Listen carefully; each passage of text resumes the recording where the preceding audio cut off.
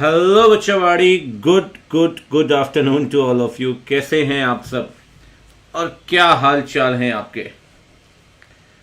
Good afternoon, good afternoon, good afternoon. क्या हाल चाल बच्चोवाड़ी? बढ़िया, बढ़िया ही होने चाहिए। लॉन्ग टाइम नो सी। सही बात। गुड आफ्टरनून जी। मैं जी बहुत बढ़िया। आप सब सुनाइए, क्या हाल चाल है? तो आज आरंभ करेंगे।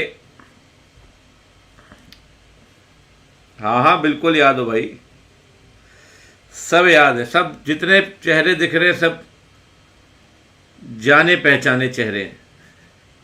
सही बात। गुड आफ्टरनून, आप भी आ ही गए, चलो बढ़िया है। सही बात है। आरंभ करेंगे बच्चों आज, शुभारंभ। सही बात। तो बहुत ही मज़ा आने वाला है बच्चावाड़ी, ठीक है, इस ऑडिट सब्जेक्ट के अंदर। पहले आज थोड़ा सा सिलेबस बताऊंगा, 5-10-15 मिनट, उसके बाद हम शुरू करेंगे अपना चैप्टर। लेकिन थोड़ा सा सिलेबस समझ लेते हैं और कैसे कैसे क्या क्या लेकर चलेंगे उस पर ज़रा बात कर लेते हैं, ठीक है। Good afternoon everyone, good afternoon Karan, good afternoon everyone. सही है, just give me a minute.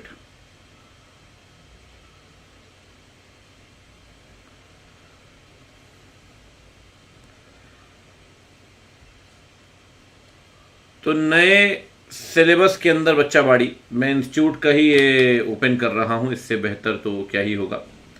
बिल्कुल, ये सब्जेक्ट का आपका नाम है advance auditing assurance and professional ethics. तो घबराना नहीं है भाई नाम देख कर के, तो बहुत तगड़ा नाम है, तो नाम में ही बहुत दम है, ठीक है। और advance auditing assurance and professional ethics. एक चीज़ ज़रूर बोलूँगा कि अगर एडवांस ऑडिटिंग लिखा है तो सही में एडवांस ऑडिटिंग है, ठीक है। थोड़ा इंस्टीट्यूट ये मानकर चलता है कि भाई आप पढ़कर आ चुके हैं इंटर में ऑडिट, ठीक है। कुछ कुछ जगहों पे इंस्टीट्यूट ने बिल्कुल बोला हुआ है कि भाई आप पढ़ोगे तो समझ में चीज़ें आएंगी, कोई दिक्कत नहीं है।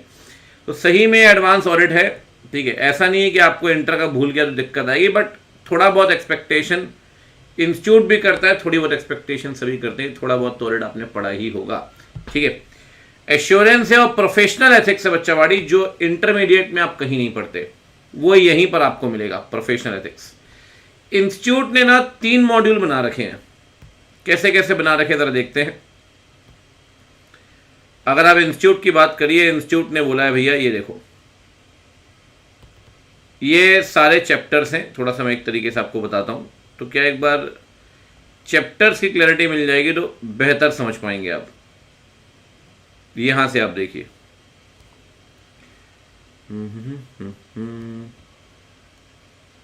ये मॉड्यूल 1 में 7 चैप्टर्स हैं, ठीक है। Done. Quality control, responsibilities, planning, risk assessment, audit evidence, completion, reporting, ठीक है। मॉड्यूल 2 बिल्कुल आप कह सकते हैं आपके लिए नया है। इसमें आपने जो इंटर में पढ़ा है शायद ही कुछ चीज़ें आपके काम आएंगी, ठीक है। और तीसरा है मॉड्यूल 3। मॉड्यूल 3 भी लगभग आपके लिए नया है। तो मॉड्यूल 2 और मॉड्यूल 3 में बच्चा पार्टी, जैसे इंस्टीट्यूट ने बांट रखा है, हमारे भी 3 ही मॉड्यूल होंगे, ठीक है, इंस्टीट्यूट के हिसाब से ही। मॉड्यूल 1 में ये सब है। मॉड्यूल 1 आप कह सकते हैं mainly this is essay based, ठीक है ना, ये ऐसे बेस्ड है। तो इसमें जो कंटेंट आपको मिलेगा वो ज़्यादातर जो है वो ऐसे हैं, कुछ थोड़ा बहुत और कंटेंट होगा, अदरवाइज मैक्सिमम ऐसे कवर्ड है, ठीक है। और जो मॉड्यूल 2 और मॉड्यूल 3 है, ये थोड़ा सा चीज़ें इसमें अलग हैं, ठीक है। इस पे काम करना पड़ेगा। सिलेबस हम ये नहीं कह सकते कि सिलेबस शॉर्ट है, अच्छा खासा सिलेबस है, ठीक है। तो जो आपने इंटर में पढ़ा होगा तो उससे तो बड़ा ही है सिलेबस, ठीक है, और डेप्थ बहुत है, ठीक है। तो अभी तो मॉड्यूल 2 और मॉड्यूल 3 की बात नहीं करेंगे, हम सीक्वेंस में ही चलेंगे जिस सीक्वेंस में दिया है, क्योंकि इंस्टीट्यूट ने भी कुछ सीक्वेंस सोच के ही डाली है। क्योंकि आप ऐसे अगर चीज़ें वर्कआउट कर लेते हैं तो फिर चीज़ें थोड़ी सी ऑडिट की अंडरस्टैंडिंग आपकी बढ़ जाती है। तो सीक्वेंस को डिस्टर्ब नहीं करेंगे, अपन पहले मॉड्यूल 1 ही करेंगे। ठीक है, पहले मॉड्यूल 1 में बात कर लेते हैं क्या करना है। देखो जी, मॉड्यूल 1 में कुछ कुछ नाम आपको देखे देखे लग रहे हैं। चलो आपसे पूछता हूं, बताना, क्वालिटी कंट्रोल का कोई स्टैंडर्ड याद है? कभी सुना हो, पढ़ा हो बचपन में? 220, चलो ठीक है। ऑडिटर की रिस्पॉन्सिबिलिटी का, अरे 220, 215 तो स्टैंडर्ड ही नहीं है। ऑडिटर रिस्पॉन्सिबिलिटी ऐसे 200, ये सब। प्लानिंग का स्टैंडर्ड, एनीवन? प्लानिंग 300, 300।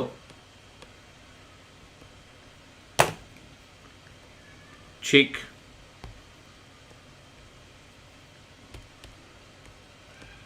एक मिनट देना, जरा रिफ्रेश कर लो।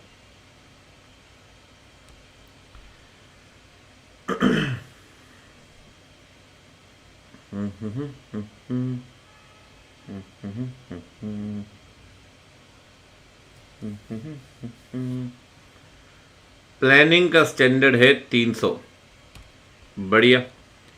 मटेरियलिटी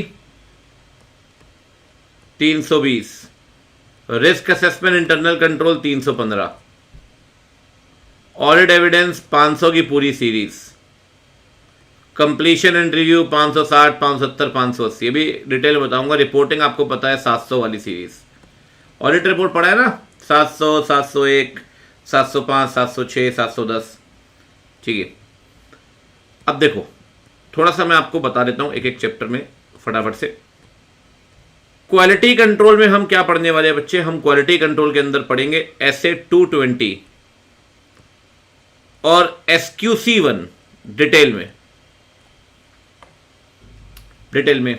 अब तो नए इंटरमीडिएट के अंदर भी डिटेल में आ गया SQC1, वरना पहले इंटरमीडिएट में अपने SQC1 के नाम पे क्या पढ़ते थे? जिन्होंने ओल्ड कोर्स से इंटर किया भाई, वो ओल्ड कोर्स में क्या था SQC1 में? सिंपल 2-3 बातें थी कि भाई 7 साल तक संभाल के रखो, 60 डेज के अंदर असेंबलिंग करो, यही सब था।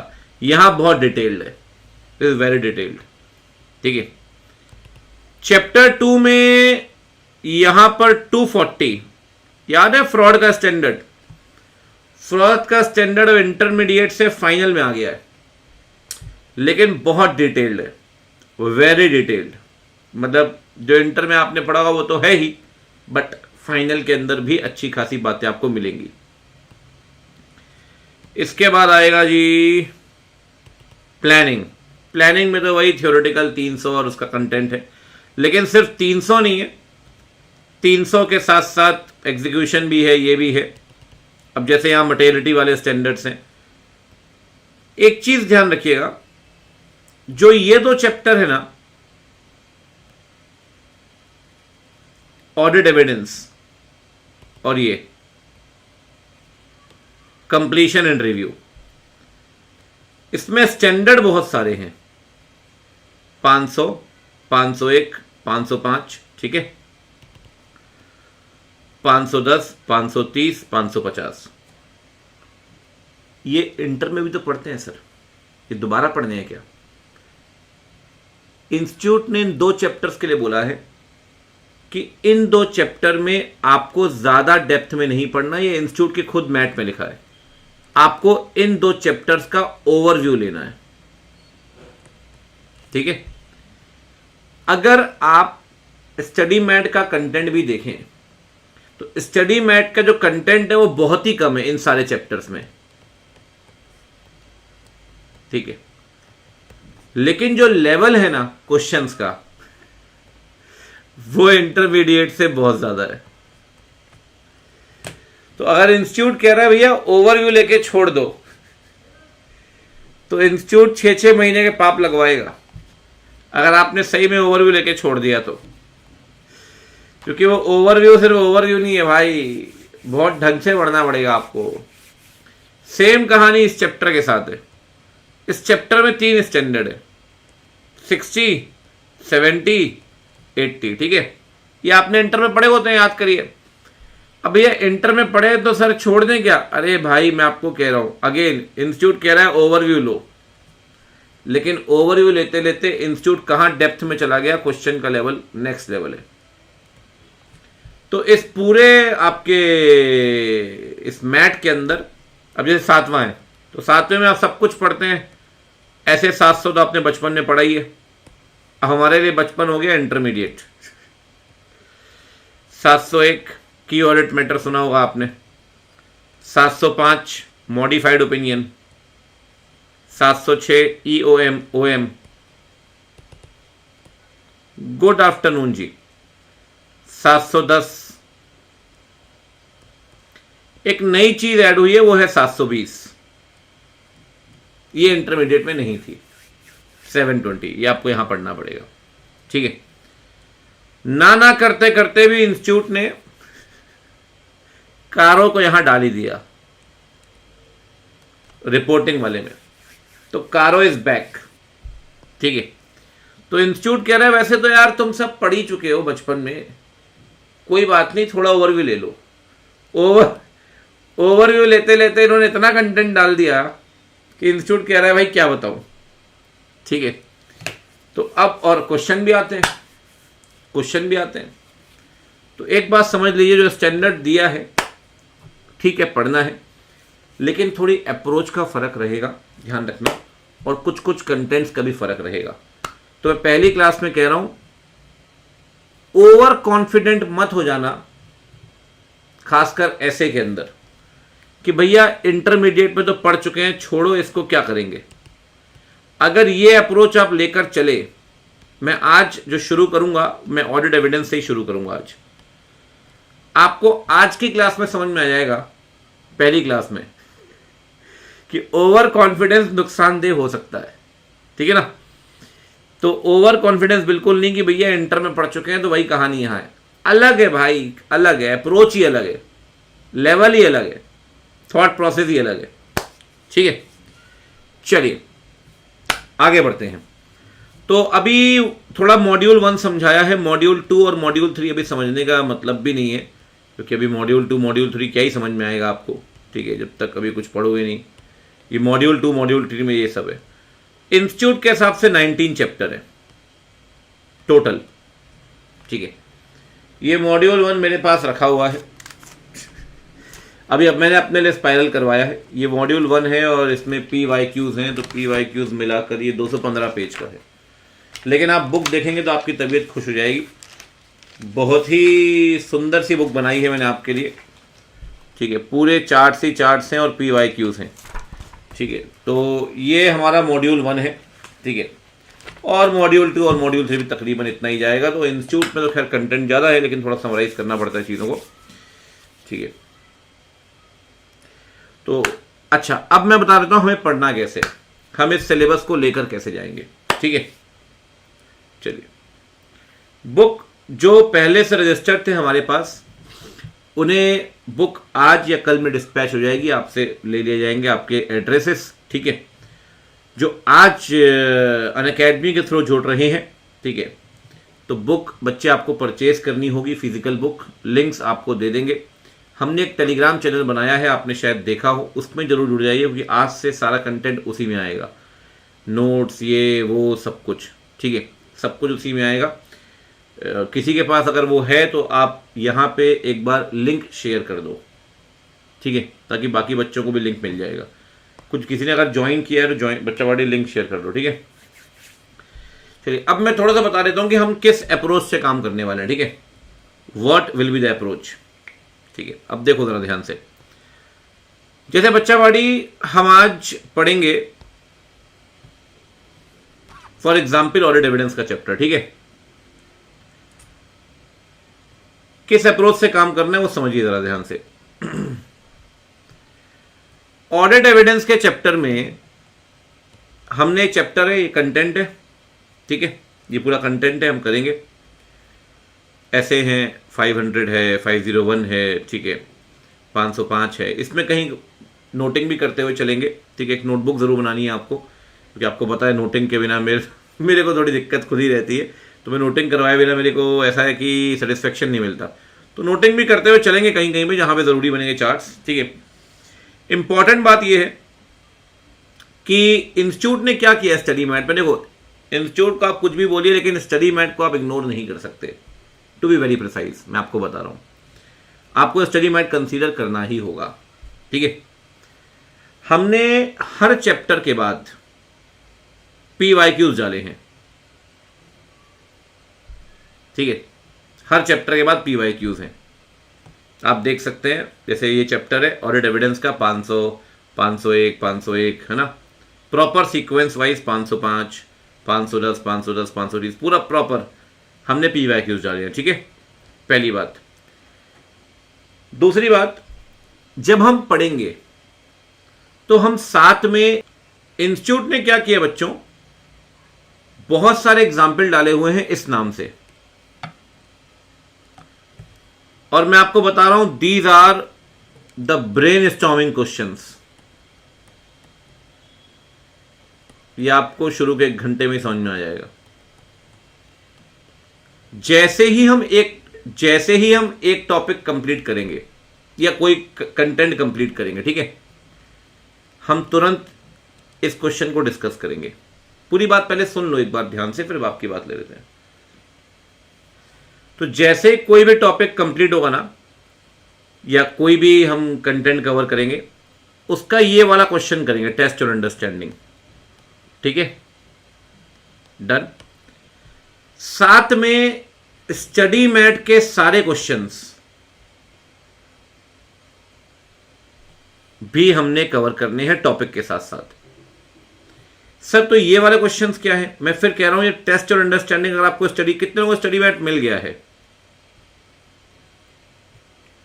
Have you received your study mat? ठीक, अब मेरी बात सुनना जरा ध्यान से, जो 2-3 बातें मैं आपको बता रहा हूं। ठीक है, जो बुक होगी ना बच्चों, बुक में कंटेंट और PYQs, ठीक है, जो स्टडी मैट की बातें हैं, क्वेश्चंस, इसकी हम आपको ई फाइल दे देंगे। लेकिन मैं आपको एक चीज बोलूंगा, ई फाइल से बेहतर है कि अपना स्टडी मैट अपने पास रखिए फिजिकल, और स्टडी मैट में हाईलाइट और अंडरलाइन करिए। ठीक है ना, अगर हम इसको अपने बुक में डालेंगे तो बिना बात की बुक हैवी होगी, इसलिए हमने इसको बुक में नहीं डाला। ठीक है ना, अब ये स्टडी मैट के क्वेश्चंस, स्टडी मैट के एग्जाम्पल सब कुछ कवर करेंगे ये।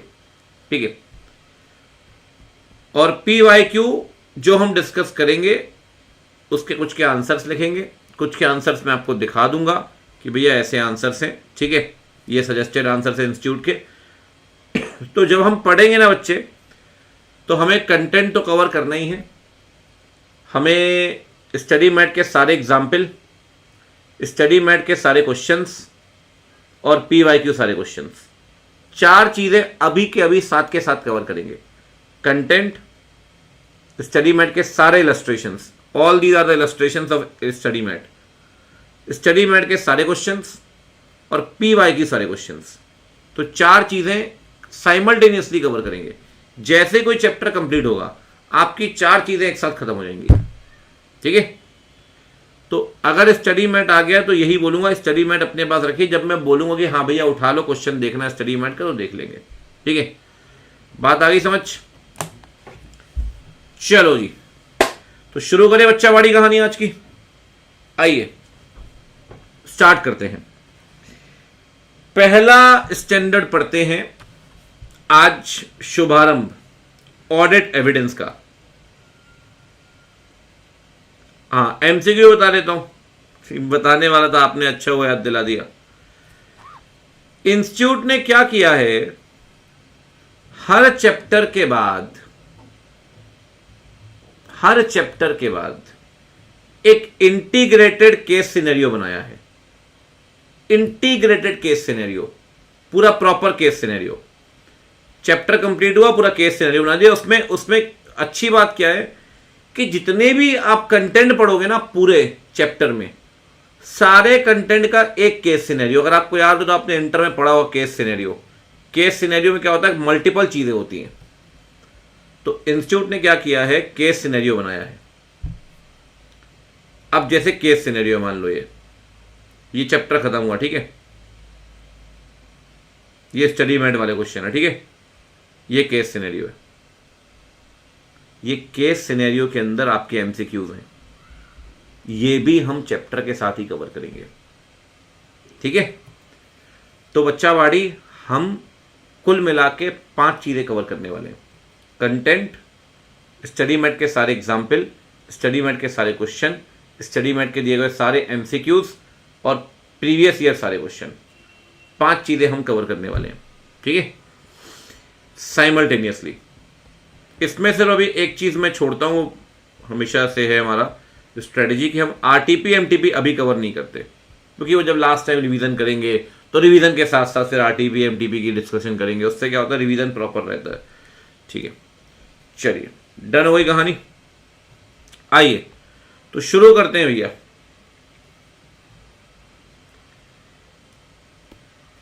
मई 24 के लिए the approx around which date, देखिए मार्च लास्ट तो मानकर चलिए, उससे पहले नहीं खत्म हो सकता। ठीक है, और उसके लिए भी हमें शाम में आपके ऑफिस के बाद हमें सेशंस लेने पड़ेंगे।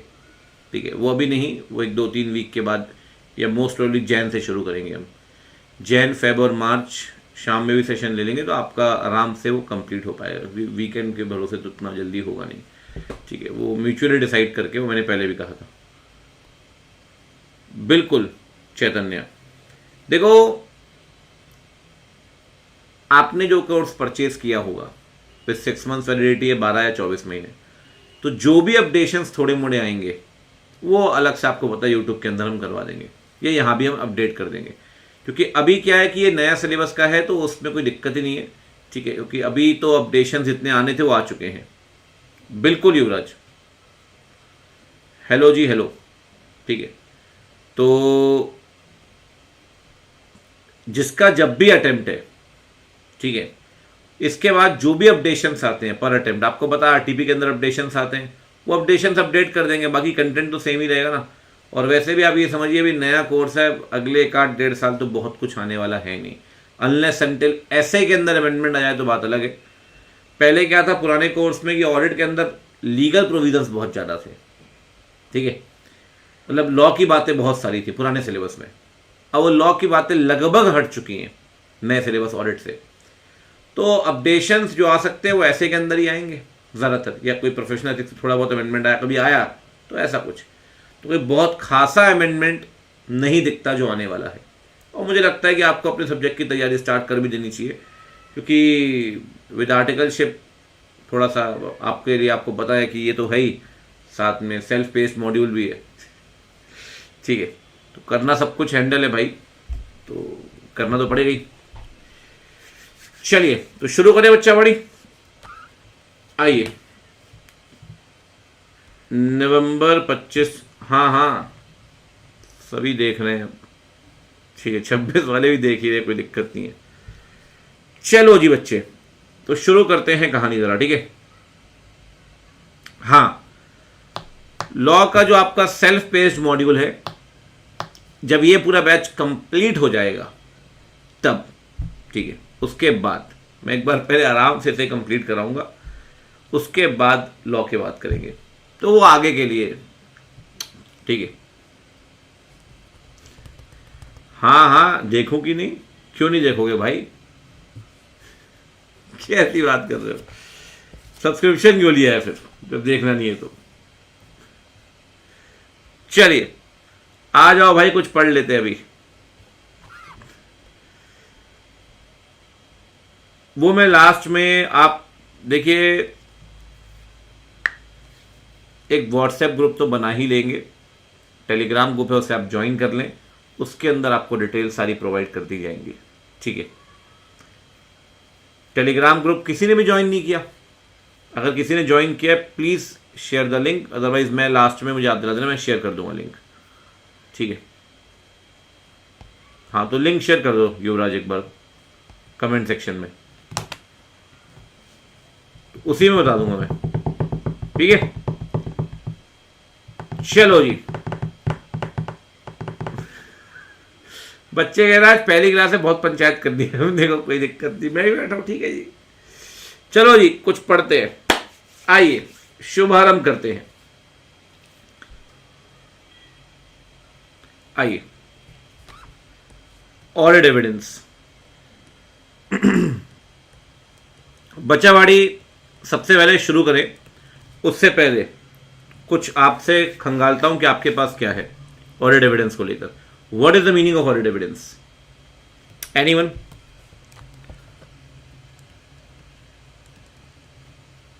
बताइए जी, कुछ तो याद होगा कि सब चला गया,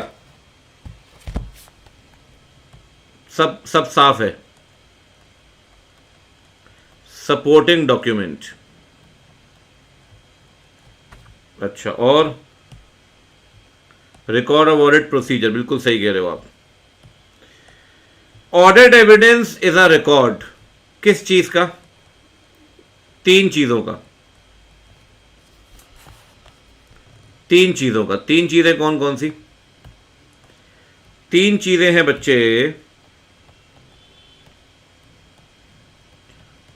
audit procedure performed,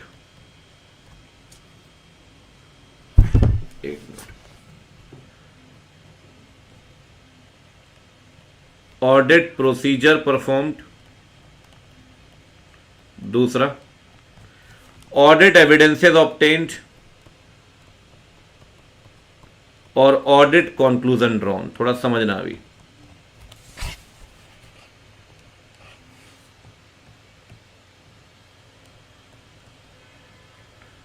audit evidences obtained,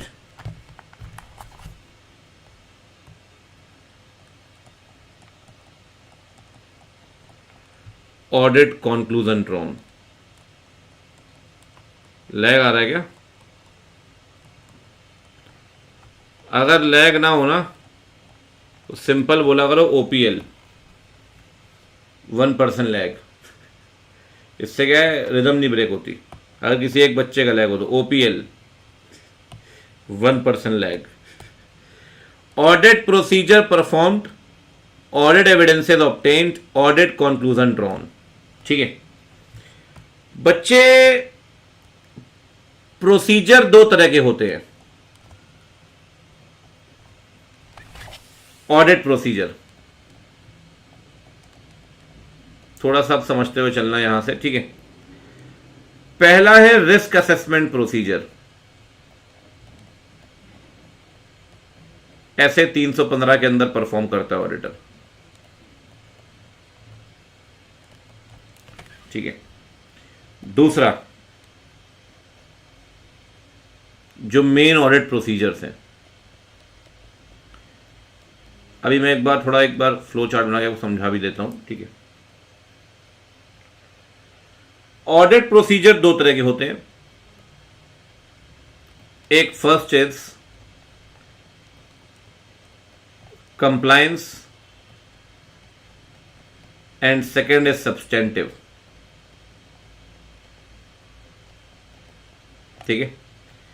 compliance को हम टेस्ट ऑफ कंट्रोल्स भी कहते हैं। सर कंप्लायंस में क्या चेक करते हैं? हम चेक करते हैं क्या इंटरनल कंट्रोल को ढंग से बनाया गया है। सर क्या इंटरनल कंट्रोल को सिर्फ बनाना जरूरी है? नहीं, इंटरनल कंट्रोल की डिजाइनिंग भी करिए, इंटरनल कंट्रोल को इंप्लीमेंट भी करिए, और इंटरनल कंट्रोल को इफेक्टिवनेस भी चेक करिए। मतलब बनाओ, लागू करो और बनाए रखो। आपके टाइम टेबल के जैसे नहीं, जो 2 महीने में 4 बार बनता है। बनता तो है, लागू ही नहीं होता। लागू तो हुआ, 2-3 दिन के बाद वापस उठ रहे सुबह 9 बजे, जो उठना था 6 बजे। टाइम टेबल देख के। अच्छा, कुछ लोग टाइम टेबल ही खराब बनाते हैं। कह रहे टाइम टेबल के अंदर ही बोल रहे यार पढ़ना है अपने को 4 घंटे दिन में, तो उसकी डिजाइनिंग ही बेकार है। तो कह रहा है भैया डिजाइनिंग भी होनी चाहिए, इंप्लीमेंटेशन भी और इफेक्टिवनेस भी, तीनों चेक करेंगे, ठीक है ना। अभी सारे एग्जाम्पल वगैरह कवर करेंगे। अभी तो थोड़ा सा आपको ओवरव्यू दे रहा हूँ चीज़ों का, थोड़ा आपको लेकर आ रहा हूँ ऑडिट की इस दुनिया में वापस, जो आप बिछड़ गए थे ऑडिट से। कम से कम बेसिक टर्म्स आपको याद आ जाए। सब्सटेंटिव, सब्सटेंटिव में ना बच्चे अपन 2 चीजें चेक करते हैं।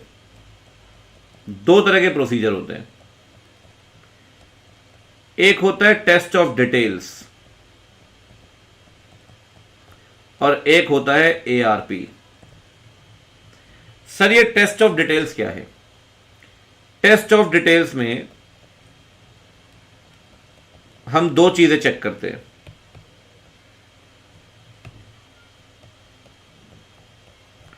एक तो चेक करते हैं ट्रांजैक्शंस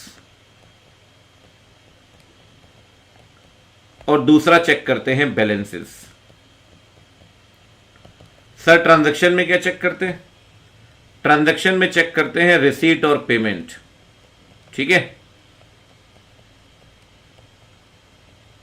और बैलेंसेस में क्या चेक करते हैं? बैलेंसेस में चेक करते हैं एसेट्स और लाइबिलिटीज, ठीक है। अगर ट्रांजैक्शन चेक करेंगे इसे क्या बोलेंगे? वाउचिंग। अगर बैलेंसेस चेक करेंगे इसे क्या बोलेंगे? वेरिफिकेशन। तो टेस्ट ऑफ डिटेल में ट्रांजैक्शन भी है, बैलेंसेस भी है। ट्रांजैक्शन चेक करोगे वाउचिंग, बैलेंसेस चेक करेंगे तो वेरिफिकेशन। अच्छा, एआरपी याद है किसी को? थोड़ा थोड़ा धुंधला धुंधला, भूला भूला, भूली बिसरी यादों से एआरपी। जब सब्सटेंटिव प्रोसीजर में एआरपी परफॉर्म करते हैं इसे कहते हैं सब्सटेंटिव एनालिटिकल प्रोसीजर, सैप। क्या बोलेंगे? Substantive analytical procedure, SAP. क्या करते हैं वैसे एआरपी में? करंट ईयर के खर्चे को प्रीवियस ईयर से कंपेयर करो, अगर कोई फर्क है सिग्निफिकेंट तो मैनेजमेंट से बात करो, एनालाइज करो, रेशियोज कंपेयर करो, एक्चुअल फिगर को बजट से कंपेयर करो। जहां कंपैरिजंस करते हैं ना उसे कहते हैं एआरपी। तो जब सब्सटेंटिव में एआरपी परफॉर्म करते हैं उसे कहते हैं सैप, ठीक है। चलिए अब जरा बात करते हैं एविडेंसेस की, ठीक है। सर एविडेंसेस जो हैं, मैं अब नेक्स्ट स्लाइड में लिख रहा हूं, थोड़ी फाइट रहेगी क्योंकि बड़े चार्ट्स बनते हैं, ठीक है। तो मैं आपको बता दूंगा कैसे नोट करना है, ठीक है ना। एविडेंसेस में यहां से समझना जरा, ठीक है। ऑडिटर को कैसा एविडेंस चाहिए? सिर्फ सफिशिएंट या एप्रोप्रिएट या बोथ? अरे नहीं नहीं, साथ बात में नोट नहीं करना, पहले समझ लो अभी। Auditor shall obtain sufficient and appropriate audit evidence, ठीक है। अच्छा फटाफट से बोलो, सफिशिएंट वर्ड किसको डिनोट करता है? सफिशिएंट वर्ड डिनोट करता है प्रॉपर क्वांटिटी, प्रॉपर क्वांटिटी। और एप्रोप्रिएट वर्ड किसको डिनोट करता है भैया?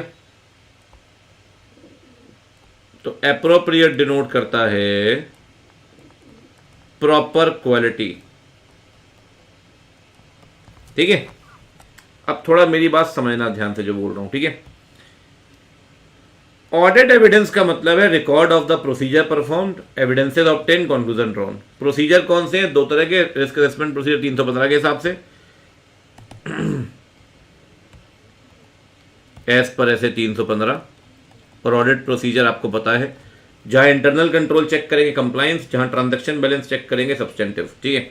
और एआरपी को परफॉर्म करेंगे सैप बोलेंगे, ठीक है। अपने को एविडेंस चाहिए सफिशिएंट एप्रोप्रिएट दोनों, ठीक है। अब सुनना ध्यान से, एविडेंस कहां से मिलेगा? तो प्रोसीजर से मिलेगा। एविडेंस कहां से मिलेगा? तो प्रोसीजर से मिलेगा। ऑडिट एविडेंस में ना दो चीजें आती हैं।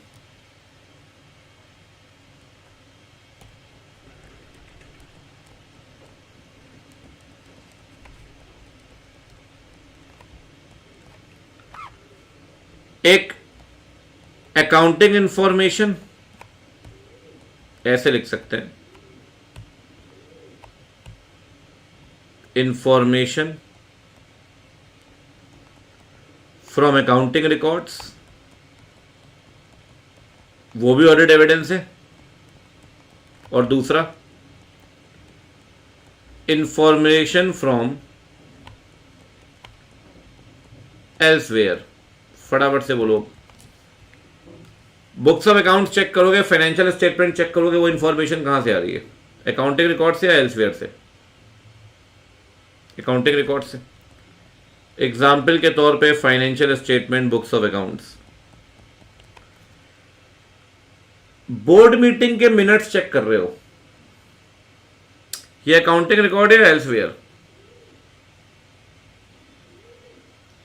एम्प्लॉय के रिकॉर्ड्स चेक कर रहे हो, थर्ड पार्टी के साथ कोई एग्रीमेंट हुआ है क्लाइंट का, वो एग्रीमेंट चेक कर रहे हो। सर एग्रीमेंट चेक करना, बोर्ड मीटिंग के मिनट्स चेक करना, लेबर के रिकॉर्ड चेक करना, ये सब क्या है? एल्सवेयर। तो ये आपका बोर्ड मीटिंग के मिनट्स,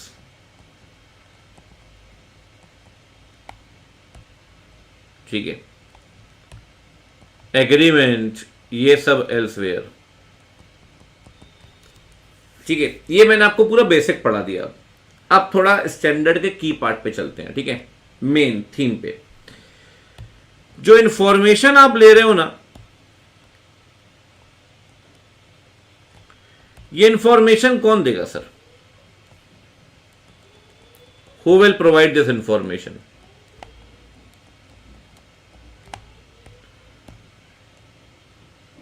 इंफॉर्मेशन देगा मैनेजमेंट, कई बार थर्ड पार्टी। थर्ड पार्टी से मिलता है एक्सटर्नल कंफर्मेशन, ऐसे 505। और कई बार मैनेजमेंट के एक्सपर्ट, कई बार मैनेजमेंट के एक्सपर्ट। ठीक है, बात करते हैं एक्सपर्ट पे एक एक करके, ठीक है। What is the meaning of expert?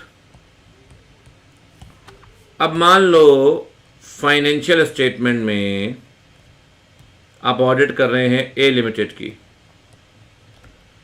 A limited की बैलेंस शीट में माइंस लिखी हुई हैं कि उनके पास झारखंड में माइंस हैं 400 करोड़ की। तो सर 400 करोड़ की हैं, ये कैसे कह सकते हो? तो भैया वैल्यूअर ने अपनी वैल्यूएशन रिपोर्ट दी है, ठीक है। वैल्यूएशन रिपोर्ट में फिगर लिखा है कितना? 400 करोड़, ठीक है। ये वैल्यूअर को आप क्या बोलेंगे? This is an expert.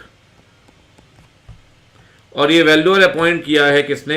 ये वैल्यूअर अपॉइंट किया है मैनेजमेंट ने, ठीक है। एक बात ध्यान रखना, एक्सपर्ट दो लोगों के होते हैं।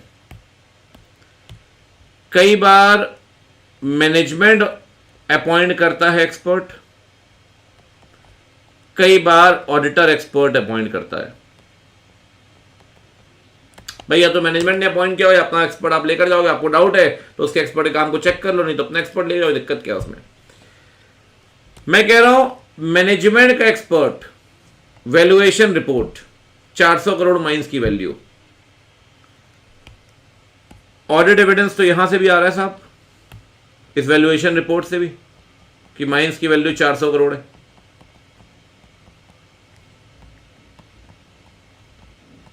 ठीक है, आप बताइए क्या ब्लाइंड फेथ कर लेंगे इसके ऊपर?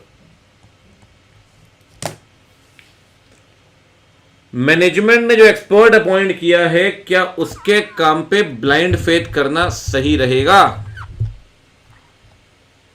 तो क्या चेक करोगे बताओ जरा एक्सपर्ट को लेकर? What will you verify regarding expert? What will you verify? दो तीन बातें कम से कम।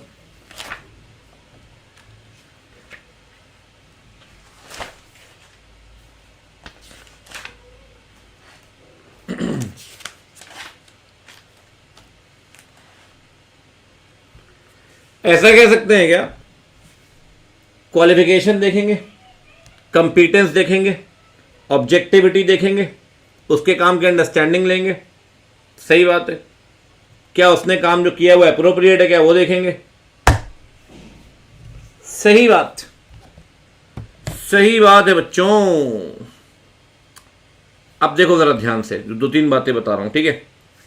अब थोड़ा चलते हैं ऐसे की तरफ, क्या कहता है, फिर वापस आएंगे।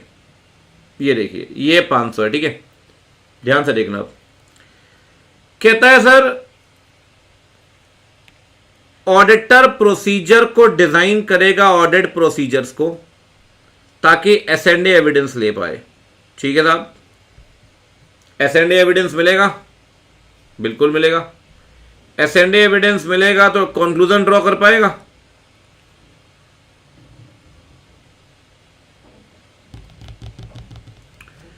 सर ये बताइए ऑडिट प्रोसीजर कौन से होंगे? ऑडिट प्रोसीजर होंगे भैया, अभी पढ़ा है आपको, कौन कौन से ऑडिट प्रोसीजर होगा? एक तो रैप, और दूसरा फर्दर, फर्दर में टीओसी और सब्सटेंटिव। इतना क्लियर है? प्रोसीजर परफॉर्म करेंगे कंक्लूजन ड्रॉ करने के लिए, ठीक है। तो प्रोसीजर कौन से परफॉर्म करेंगे भैया? प्रोसीजर परफॉर्म करेंगे ये वाले, रैप प्लस टीओसी और सब्सटेंटिव, ठीक है। अब सुनते जाना जरा ध्यान से। कहता है सर, जब आप इंफॉर्मेशन लेंगे ना, सबसे पहली बात, अगर इंफॉर्मेशन मैनेजमेंट के एक्सपर्ट से आई है तो आप कंपीटेंस देखिए, आप ऑब्जेक्टिविटी देखिए एक्सपर्ट की, आप एप्रोप्रिएटनेस देखिए उसके काम की, ठीक है। चक्कर क्या है कि जो आपके सामने स्लाइड है ना, इंस्टीट्यूट ने मैट के अंदर इतना ही बोला है, लेकिन दिक्कत यह है अगर आपने सिर्फ मैट पढ़ा तो भाई सब क्वेश्चन हिट नहीं होंगे, और शायद आप जो लिख के आएंगे उसके नंबर नहीं मिलेंगे। तो अब थोड़ा सा अगले कुछ देर हम मैनेजमेंट एक्सपर्ट की बात करने वाले हैं, ठीक है, फिर इसकी बात भी करेंगे। पहले मैनेजमेंट एक्सपर्ट की बात करते हैं, आइए।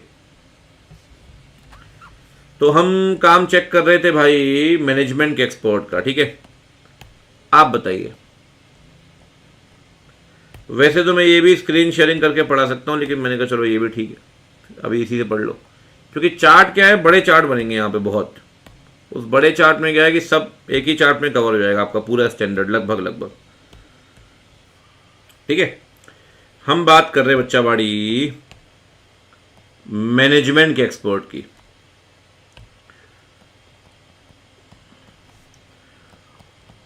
Auditor can rely on the work of management's expert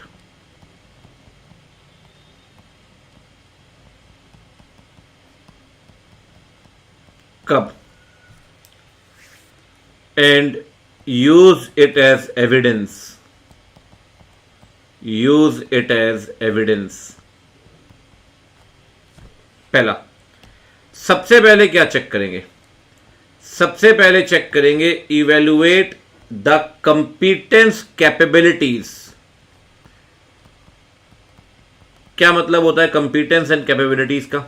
कंपीटेंस means आपकी क्वालिफिकेशन, आपका experience, and objectivity of expert. Objectivity का मतलब क्या है ये बताओ? What is the meaning of objectivity? Anyone बताइए जी ऑब्जेक्टिविटी की मीनिंग। अनबाइस्ड, एक्सपर्ट एमडी का भतीजा है, आप एक्सपर्ट से मिले, आपने कहा कितने क्वालिफाइड है आप? बोले मैं अभी यूजी प्रोग्राम कर रहा हूँ, अंडर ग्रेजुएट। बोले आप एक्सपर्ट बन गए? बोले हाँ। बोले कैसे?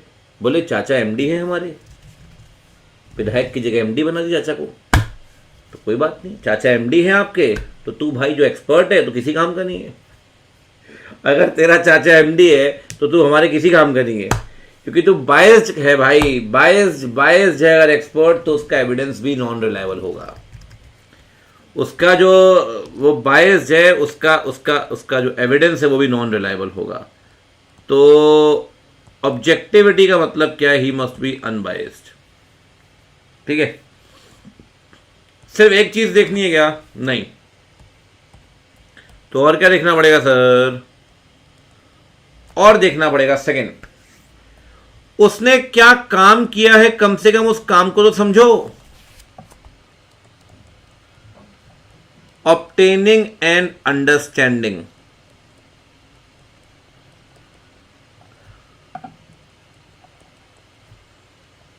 of the work of expert.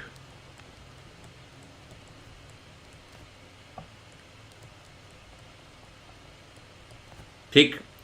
और तीसरा, third,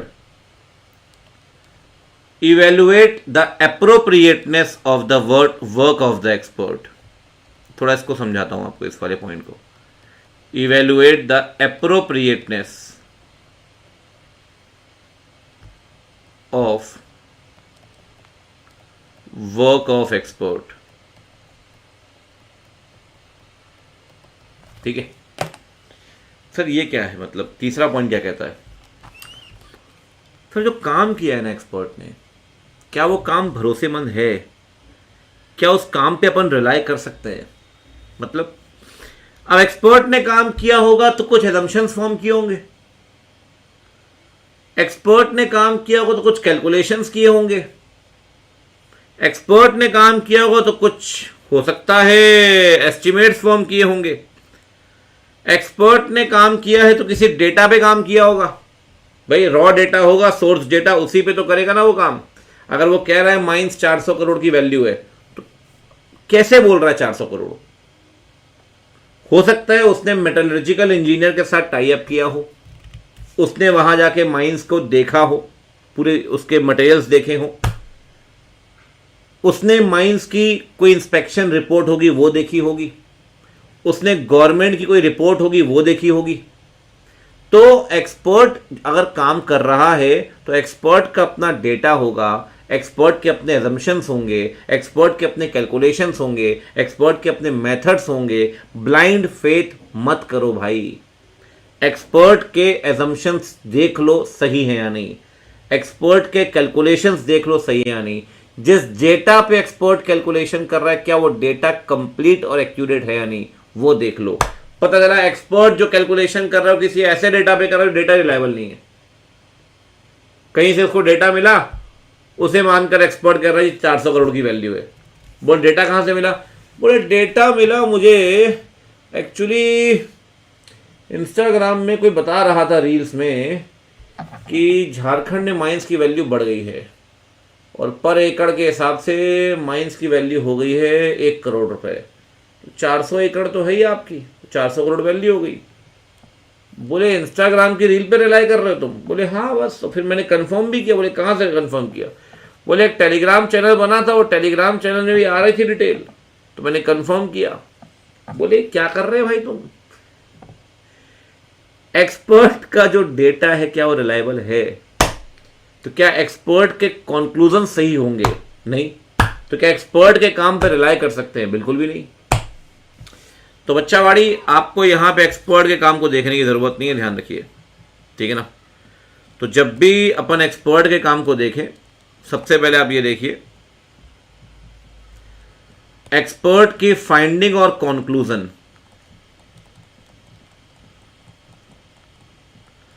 findings and conclusion relevant और रीजनेबल है या नहीं? They are relevant and reasonable, पहली बात। दूसरी बात, जो एजम्पशंस हैं एक्सपर्ट के और मेथड्स,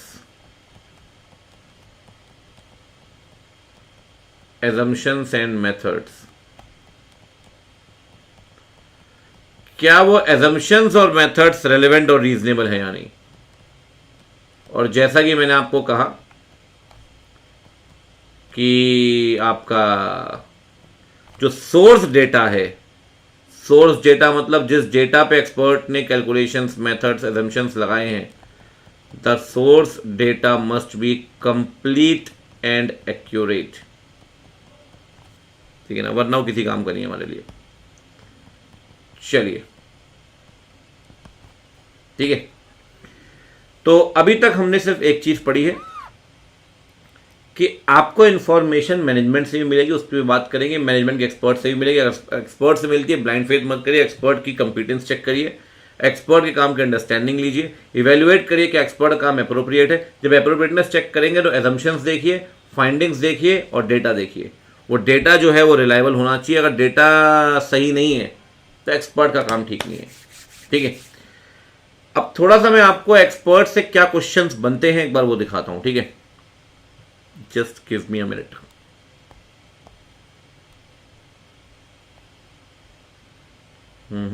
पहले आपको दिखाता हूं मैं स्टडी मैट में क्वेश्चन बना है क्या।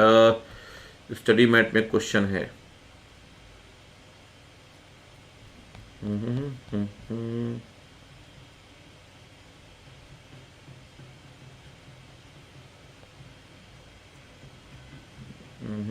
एक्सपर्ट से है क्या। ठीक है ठीक है ठीक है ठीक है ठीक है, PYQ में। ठीक, डन। PYQ में ये आपको मिलेगा ये क्वेश्चन, पहला क्वेश्चन। 2 बार क्वेश्चन आया है। एक बार आया है बच्चावाड़ी मई 18 में और दूसरी बार आया जनवरी 21 में। क्या क्वेश्चन है पढ़ते हैं जरा।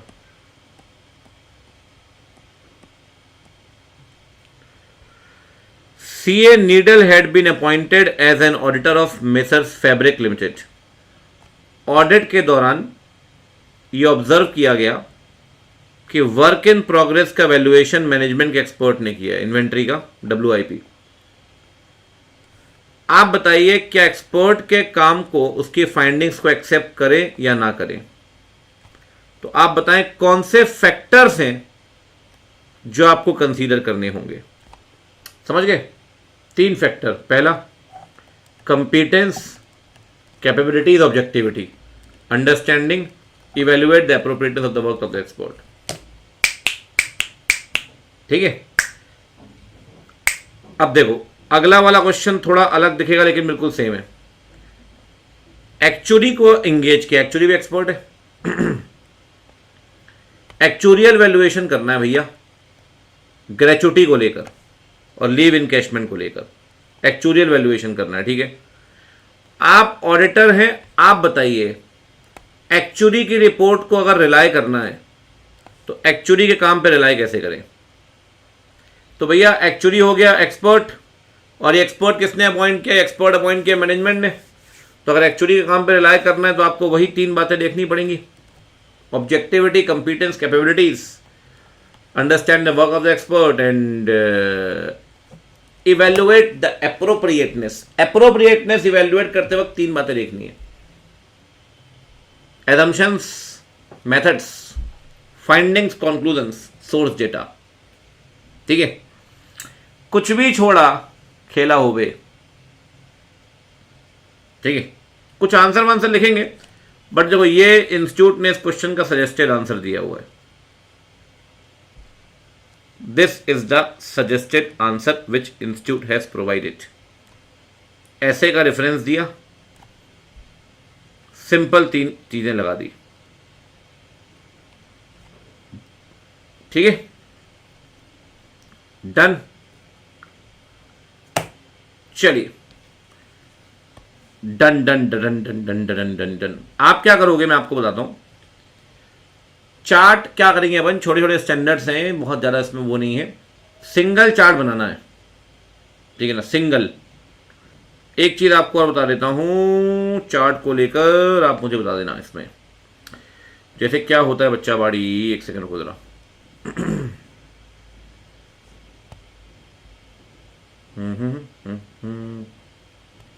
नोटबुक में बनाओ ना, क्या दिक्कत है।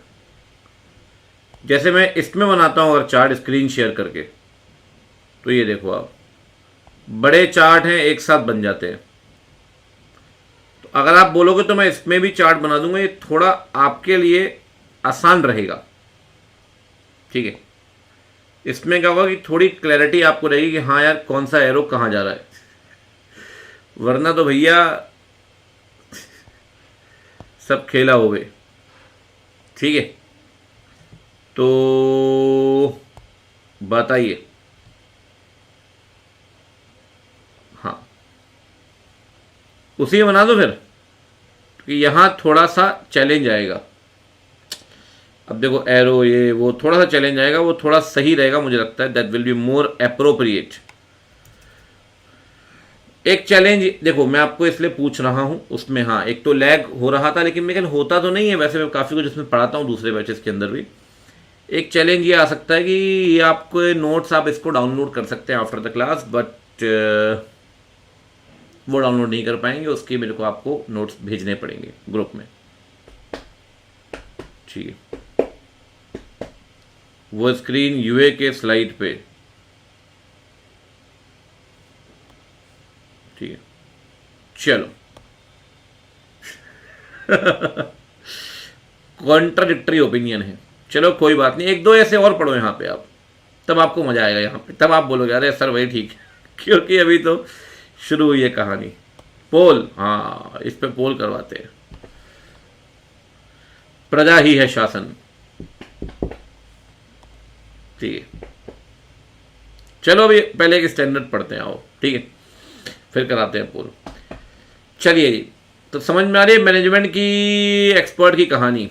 अब सुनिए, आइए थोड़ा चलते हैं।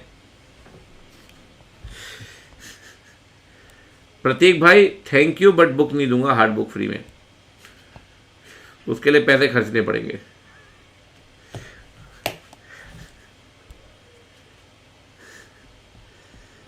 अच्छा, आप जो हमारे वहां से रजिस्टर्ड थे, ठीक है, उन्हें तो सब कुछ फ्री जाएगा, टेंशन मत लो। जो यहाँ से आए हैं उन्हें you have to purchase hard book, वो बता देंगे अभी, आप ग्रुप ज्वाइन कर लेना, ठीक है, जिसका लिंक मैंने पिन किया हुआ है।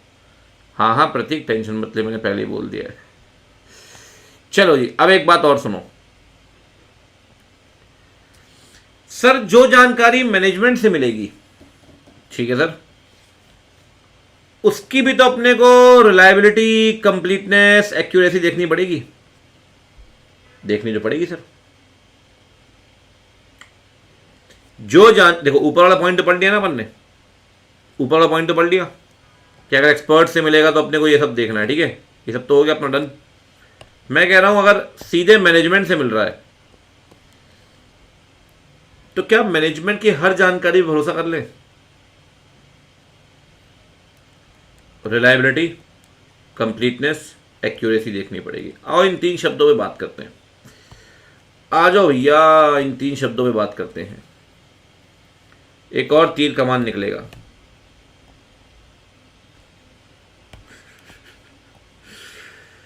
ठीक है, झेलो झेलो, अच्छी बात है। ये आया तीर कमान, क्या कह रहा है भाई? कह रहा है तीन बातें देखो। तीन बातें कौन कौन सी? तीन वर्ड थे ना, एक था बच्चों रिलायबिलिटी, दूसरा था बेटा कंप्लीटनेस, तीसरा था एक्यूरेसी। आओ थोड़ा सा इन तीन शब्दों पे बात करते हैं, ठीक है। पहले बात करते हैं रिलायबिलिटी की। देखो रिलायबिलिटी पे ना दो तीन बातें ध्यान रखना। पहली बात, छोटे से तीन चार रूल्स हैं, ठीक है।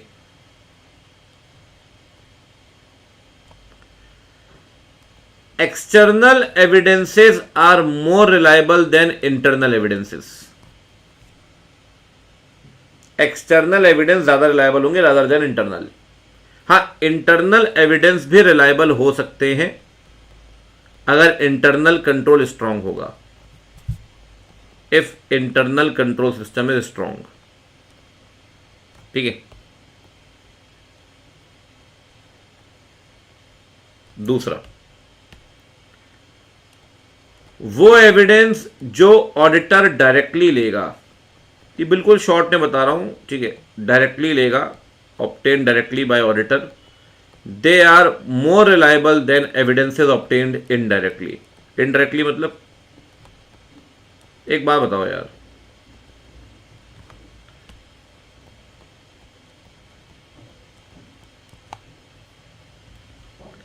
ये ऑडिटर है, ये मैनेजमेंट है, ठीक है, फॉर एग्जाम्पल थर्ड पार्टी है। थर्ड पार्टी मैनेजमेंट को देती है, मैनेजमेंट आपको देता है। और रूट नंबर 2 थर्ड पार्टी सीधे आपको देती है। रूट नंबर 1 कौन सा रूट रिलायबल है? रूट नंबर 2 या route number 1? Route number 2, obvious सी बात है। तीसरा, डॉक्यूमेंट्री एविडेंस और are more reliable than oral evidences, ठीक है। चौथा, डॉक्यूमेंट्री एविडेंस के बाद evidence in original copies are more reliable than photo copies. ये सिर्फ अपने समझने के लिए लिख लेना आप, मैं शॉर्ट में लिखवा रहा हूं, ऐसा कोई कंटेंट वंटेंट नहीं है आपके इसमें, लेकिन समझने के लिए जरूरी है, ये समझना पड़ेगा। Original copies are more reliable than photo copies, ठीक है, ठीक है। एक बात हमेशा ध्यान रखिए, जब भी रिलायबिलिटी चेक करें, जब भी, व्हेनेवर, मान लो ऑडिटर थर्ड पार्टी से कोई एविडेंस मांगता है, इंक्वायरी की,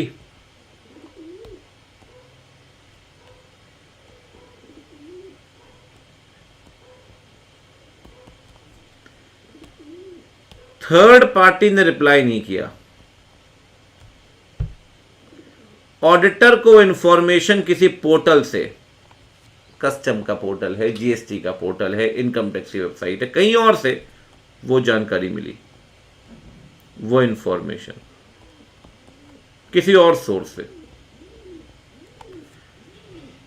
कहता है सर अगर थर्ड पार्टी के लिए जानकारी मांग रहे हो ना, तो जिसके लिए जानकारी मांग रहे हो वो अगर खुद जानकारी दे तो वो हमेशा मोर रिलायबल होगी। मान लो कंपनी का डेटर है राजू, थोड़ा यार अगले पेज में लिख देता हूं, खिचड़ी पकड़ी है यहां पे, कंपनी का डेटर है राजू, ऑडिटर ने अगर डेटर से जानकारी लेनी है,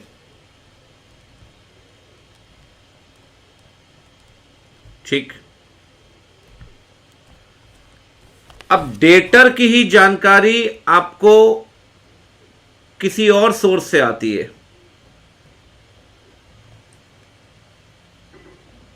कि डेटर से जो आपने जो गुड्स बेचे हैं फिक्टिटियस सेल है, सेल फिक्टिटियस है। मान लो कैरेक्टर से जानकारी लेनी है, कैरेक्टर का नाम है पिंटू, ठीक,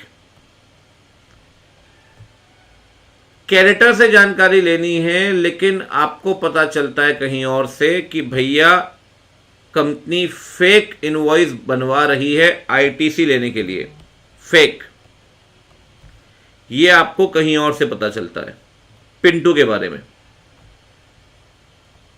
तो एक बात ध्यान रखिए, अगर आप पिंटू से जानकारी चाहते हैं, अगर पिंटू जानकारी देगा खुद और पिंटू की जानकारी किसी और सोर्स से आएगी,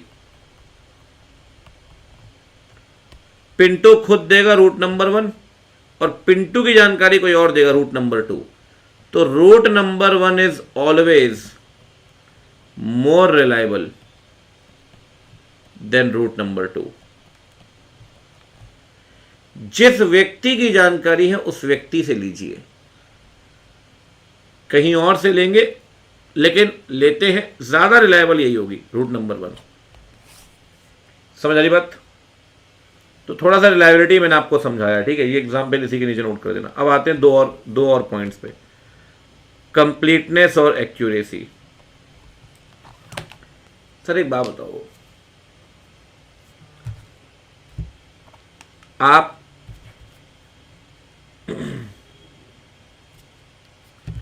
कंप्लीटनेस एक्यूरेसी की बात करते हैं, आपने सेल्स रिपोर्ट मांगी कंपनी से,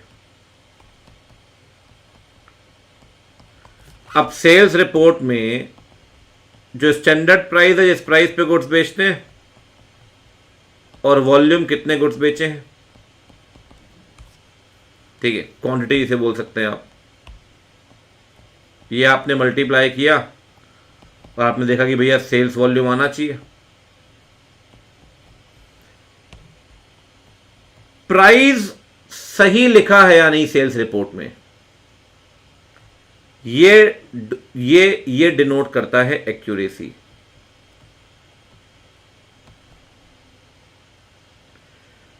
क्वांटिटी सही लिखी है या नहीं, ये डिनोट करती है कंप्लीटनेस। आप समझो ना, 750 का प्राइस था, 780 लिखा हुआ है या 720 लिखा हुआ है, कम दिखा रहे हैं रेवेन्यू, तो सर एक्यूरेसी तो नहीं है ना उस इंफॉर्मेशन में, वो सेल्स रिपोर्ट एक्यूरेट तो नहीं है ना सर। 50,000 आइटम बिके हैं पूरे क्वार्टर में, क्वार्टरली सेल्स रिपोर्ट है मान लो, और दिखा रहे हैं 42,000 आइटम, तो सर जो क्वांटिटी है वो सही तो नहीं है ना, तो कंप्लीट तो नहीं है ना वो सेल्स रिपोर्ट, इनकम्प्लीट मानेंगे। यहां क्वांटिटी डिनोट करती है कंप्लीटनेस को, स्टैंडर्ड प्राइस डिनोट करता है एक्यूरेसी को, ठीक है ना। तो जब भी मैनेजमेंट की जानकारी लोगे, रिलायबल होनी चाहिए वो जानकारी, पहली बात, कंप्लीट होनी चाहिए, और दूसरी बात एक्यूरेसी, ठीक है। 3 बातें आपको देखनी पड़ेंगी, ठीक है। चलिए, तो ये अच्छा, एक बात हमेशा ध्यान रखिए, अगर जानकारी रिलायबल नहीं है, जो एविडेंस चाहिए वो रिलायबल नहीं है, क्या ऑडिटर सेम प्रोसीजर ही एप्लीकेबल रखेगा या प्रोसीजर को मॉडिफाई कर कर मॉडिफाइड प्रोसीजर से एविडेंस देगा? सर, अगर आपके एग्जिस्टिंग प्रोसीजर आपको सही एविडेंस नहीं देते, non reliable, unreliable, you have to modify the procedure, और मॉडिफाइड प्रोसीजर से आपको एविडेंस लेना पड़ेगा। इतना क्लियर है? अब देखिए,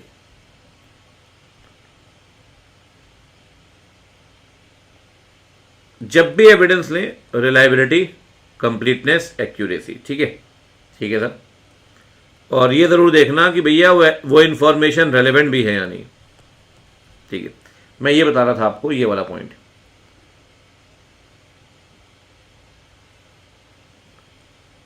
एक सेकेंड, इनकंसिस्टेंसी और doubt over reliability of evidence. अगर डाउट है ना,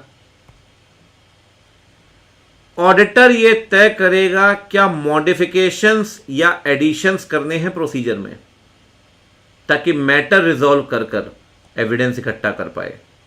क्योंकि एग्जिस्टिंग प्रोसीजर तो आपको एविडेंस दे नहीं रहे ढंग का, तो आपको अपने प्रोसीजर को अमेंड करना पड़ेगा, एडिशनल प्रोसीजर अप्लाई करने पड़ेंगे, तब वहां पर आपको एविडेंस मिलेगा। इतना क्लियर है? चलो जी, ये हो गई आपकी कहानी डन। अब इसमें एक क्वेश्चन बढ़ा दूं पहले आपको, रुको, ठीक है, समझ में आ रही बात? अपन ने पूरा स्टैंडर्ड कर लिया है अपना, यहां से चार्ट शुरू हुआ है, ये सब कुछ कवर्ड है इसमें, ठीक है। अब मैं थोड़ा आपको क्वेश्चन पढ़ाता हूं, आओ थोड़ी ब्रेन स्टॉर्मिंग कराते हैं आपकी। क्या समझ में आया?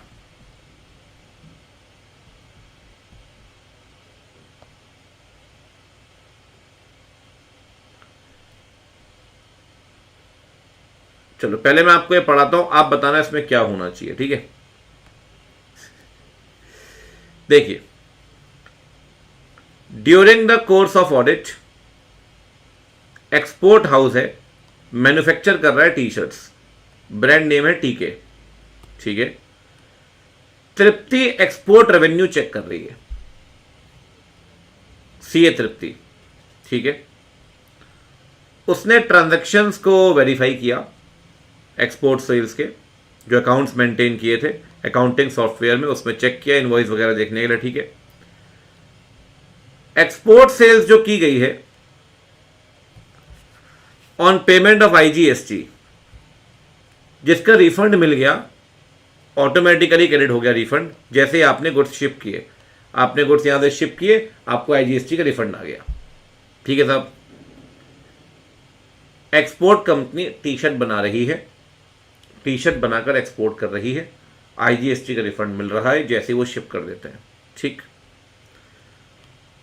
आपने थोड़ी बहुत इंक्वायरी की इंटरनल ऑडिट स्टाफ से रिकॉग्निशन को लेकर एक्सपोर्ट रेवेन्यू के, उसने कहा, आपने बोला जी एक्सपोर्ट आप करते हैं तो रिकॉग्नाइज करते होंगे रेवेन्यू को, तभी तो एक्सपोर्ट करते हैं आप।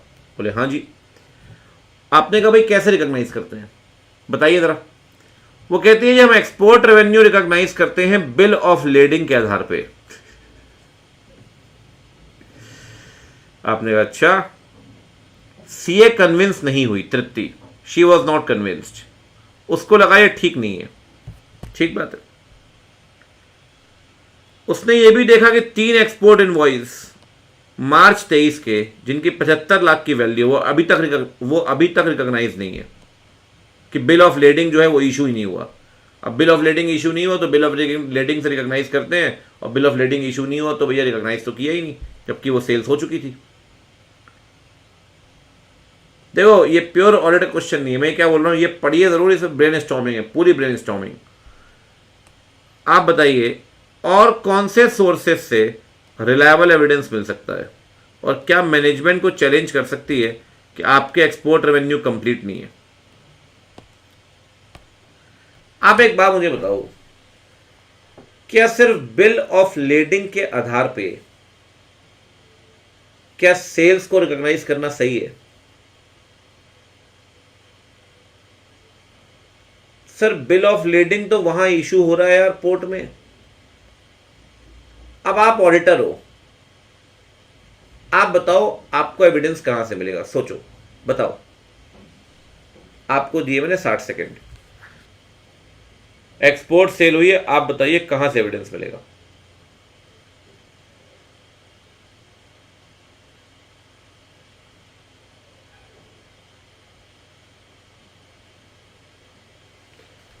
Custom paper, outgoing register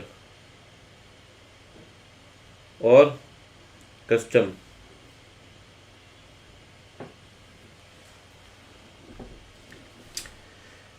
stock, अच्छा, और स्टॉक रजिस्टर हो सकता है, कॉन्ट्रैक्ट विद द कस्टमर हो सकता है, लेकिन वो इतना रिलायबल नहीं है। और GSTR चेक कर सकते हैं क्या?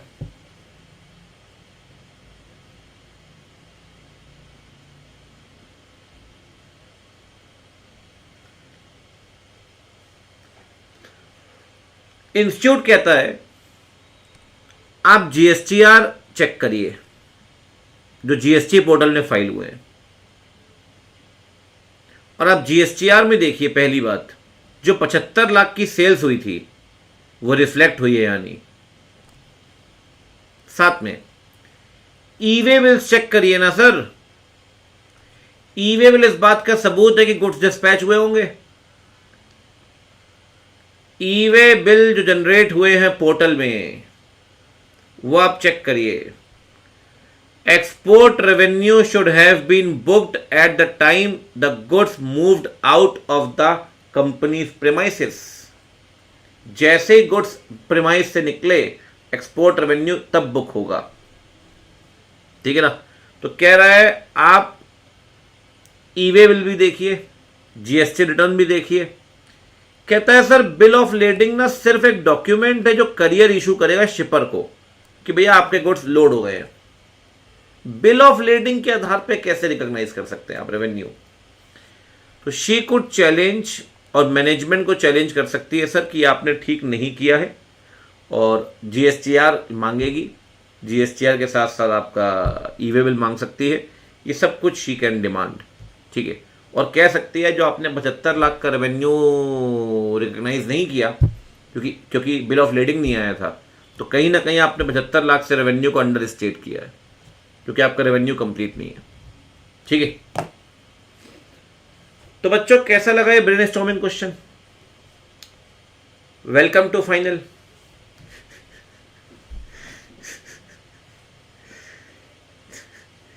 ऐसे क्वेश्चन मैं जरूर पढ़ाऊंगा आपको, ये वाले इंस्टीट्यूट के मैट में दिए, और बहुत बहुत नॉलेज गेनिंग है।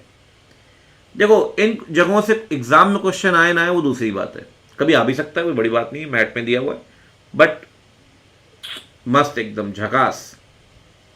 ठीक है, तो कुछ क्वेश्चन बहुत ही बढ़िया दिए हैं इसमें, बहुत ही, मतलब आप बाकी चैप्टर्स के पढ़े, गजब बनाए हैं इंस्टीट्यूट ने, मतलब इंस्टीट्यूट ने यहाँ थोड़ी मेहनत की है। इंस्टीट्यूट कह रहा है भाई देखो देखो, जिसको जीएसटी का नहीं पता होगा ना उसको एक क्वेश्चन ही समझ में नहीं आएगा, बोलेगा ये क्या कर रहे हैं भाई। अच्छा, जीएसटी के साथ साथ कस्टम भी डाल रखा है, अब कस्टम पढ़ोगे तो बिल ऑफ लेडिंग समझ में आएगा। हाँ कह सकते हो, वो तो प्रैक्टिकली तो है ही, वो तो खैर, लेकिन अब हर कोई ऐसा नहीं है ना कि जीएसटी में भी काम कर लेगा, कस्टम में भी काम कर लेगा, लेकिन ठीक है, बढ़िया है। अरे आपकी बात ही अलग है, आप वही हो क्या गुजरात वाले Yogesh? Bill of lading means transport copy that the goods have been boarded. अच्छा अच्छा, ठीक,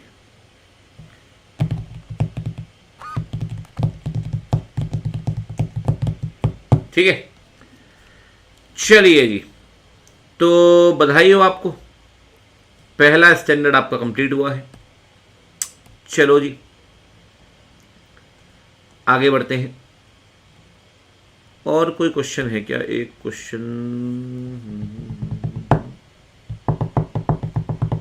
एक सेकंड रुको, ये तो आराम से डाउनलोड करो, इसे आराम से घर में बनाओ नोट्स, और जो आलस घेर रखा हो फिर भी तो सेव करते रहो लैपटॉप में, बाकी तो इच्छा है, बनाओगे तो चीज़ें सेट होती रहेंगी दिमाग में।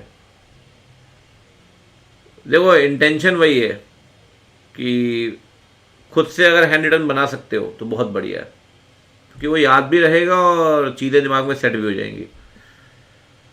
तो ट्राई करिए कि बनाइए। एक मिनट रुकना ज़रा, पी वाई क्यू देखते हैं।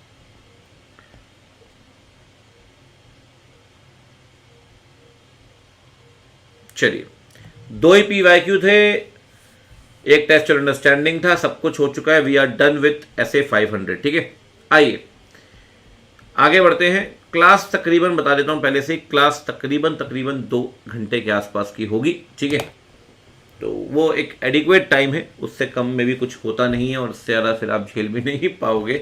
ठीक है, चलिए, done done done done done done, आइए शुरू करें बच्चे। 501, हाँ 2 आ रहे हैं सफिशियंट है, लेकिन 501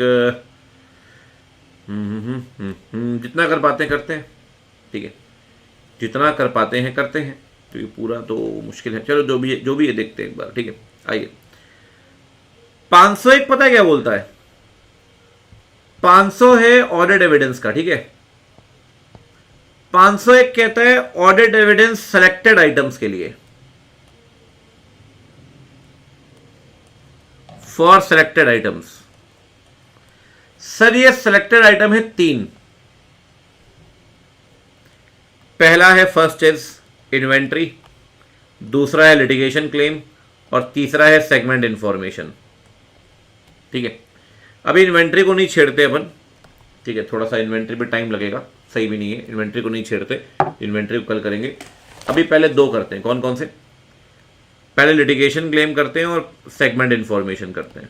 ठीक है, फिर ये करेंगे अगली क्लास में। ठीक है, चलिए सबसे पहले बात करते हैं लिटिगेशन क्लेम की। सर लिटिगेशन क्लेम क्या कहता है? वेरी सिंपल, कहता है सर आप ऑडिटर हैं, हाँ जी हैं, आपके क्लाइंट के केसेस चल रहे होंगे, बिल्कुल चल रहे होंगे। तो क्लाइंट का मैं आपको थोड़ा सा यहां समझाता हूं। ठीक है,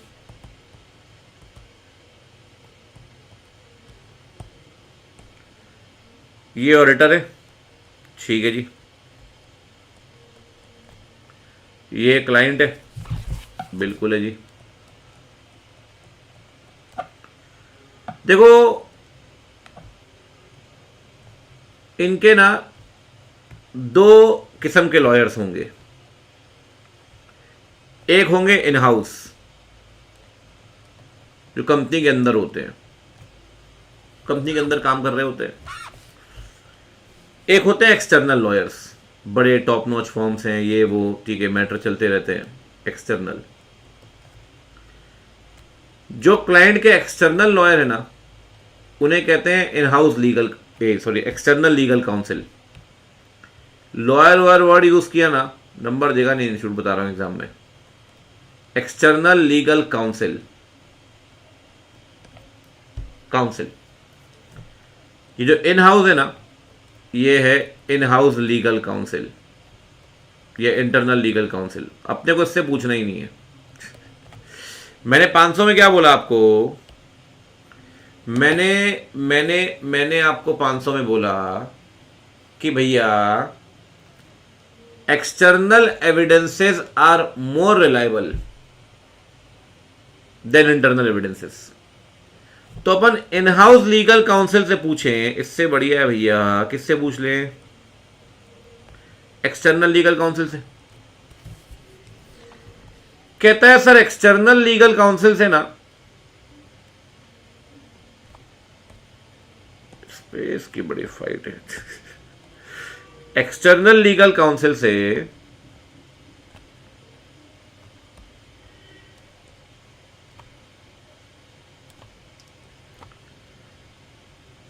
दो केस में बात करो, 3 केस में मुलाकात करो।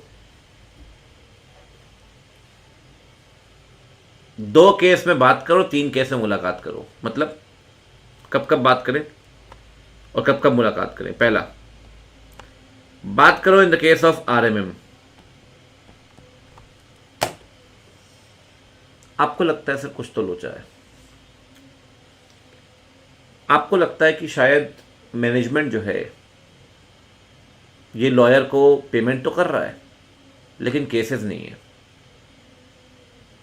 बैंक अकाउंट ट्रांसफर कर रहा है और जीएसटी कंपोनेंट रख लेता है वो, और बाकी जो थोड़ा बहुत पैसे दे देते हो आप लॉयर को, आपको कैश वापस कर देता है। हो सकता है सर फिक्टिटियस लीगल एक्सपेंस हो सकता है there can be fictitious legal expense. जितने केसेस पेंडिंग है उसके हिसाब से पैसे कुछ ज्यादा दे रहे हैं, आपको ऐसा लगता है देयर कैन बी सम लोचा, शायद बैंक अकाउंट में ज्यादा ट्रांसफर करके बाद में कैश ले रहा है क्लाइंट लॉयर से। ठीक, आप बात करिए। पहला केस। दूसरा केस, आपको लगता है कि सर और भी पेंडिंग केसेस हैं लेकिन बताए नहीं है क्लाइंट ने आपको। क्लाइंट कह रहा है सर 3 केसेस चल रहे हैं, क्लाइंट, हाँ, लॉयर को फीस दे रहे हो 70 लाख रुपए। सर हैवी लीगल एक्सपेंडिचर कर रहे हो यार, हैवी लीगल एक्सपेंडिचर।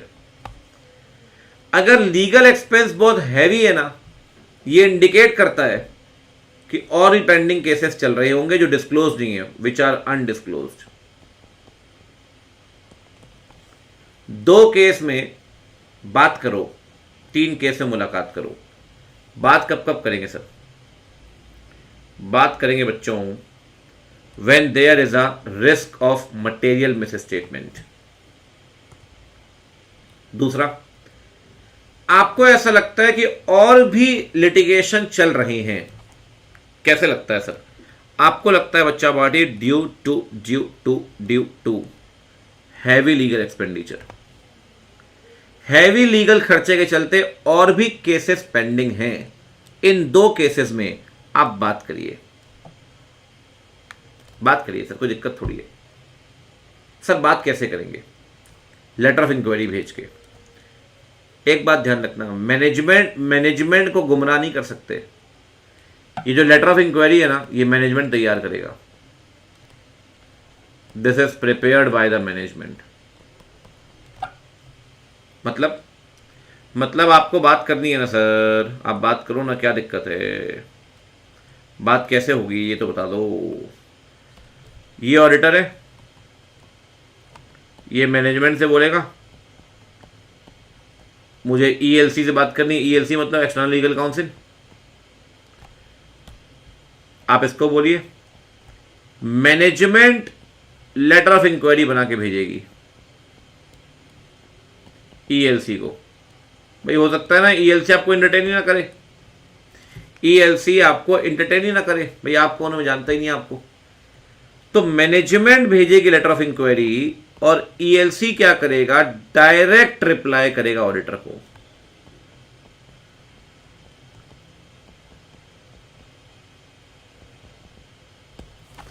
मतलब ऑडिटर सीधे ईएलसी को नहीं भेजेगा, ऑडिटर मैनेजमेंट से बोलेगा, मैनेजमेंट बनाएगी लेटर ऑफ इंक्वायरी और ईएलसी को भेज देगी। ईएलसी फिर वहां पे कंफर्मेशन वो सीधे आपको देगा, यहां मैनेजमेंट नहीं आता बीच में, रिप्लाई सीधे ऑडिटर के पास आएगा।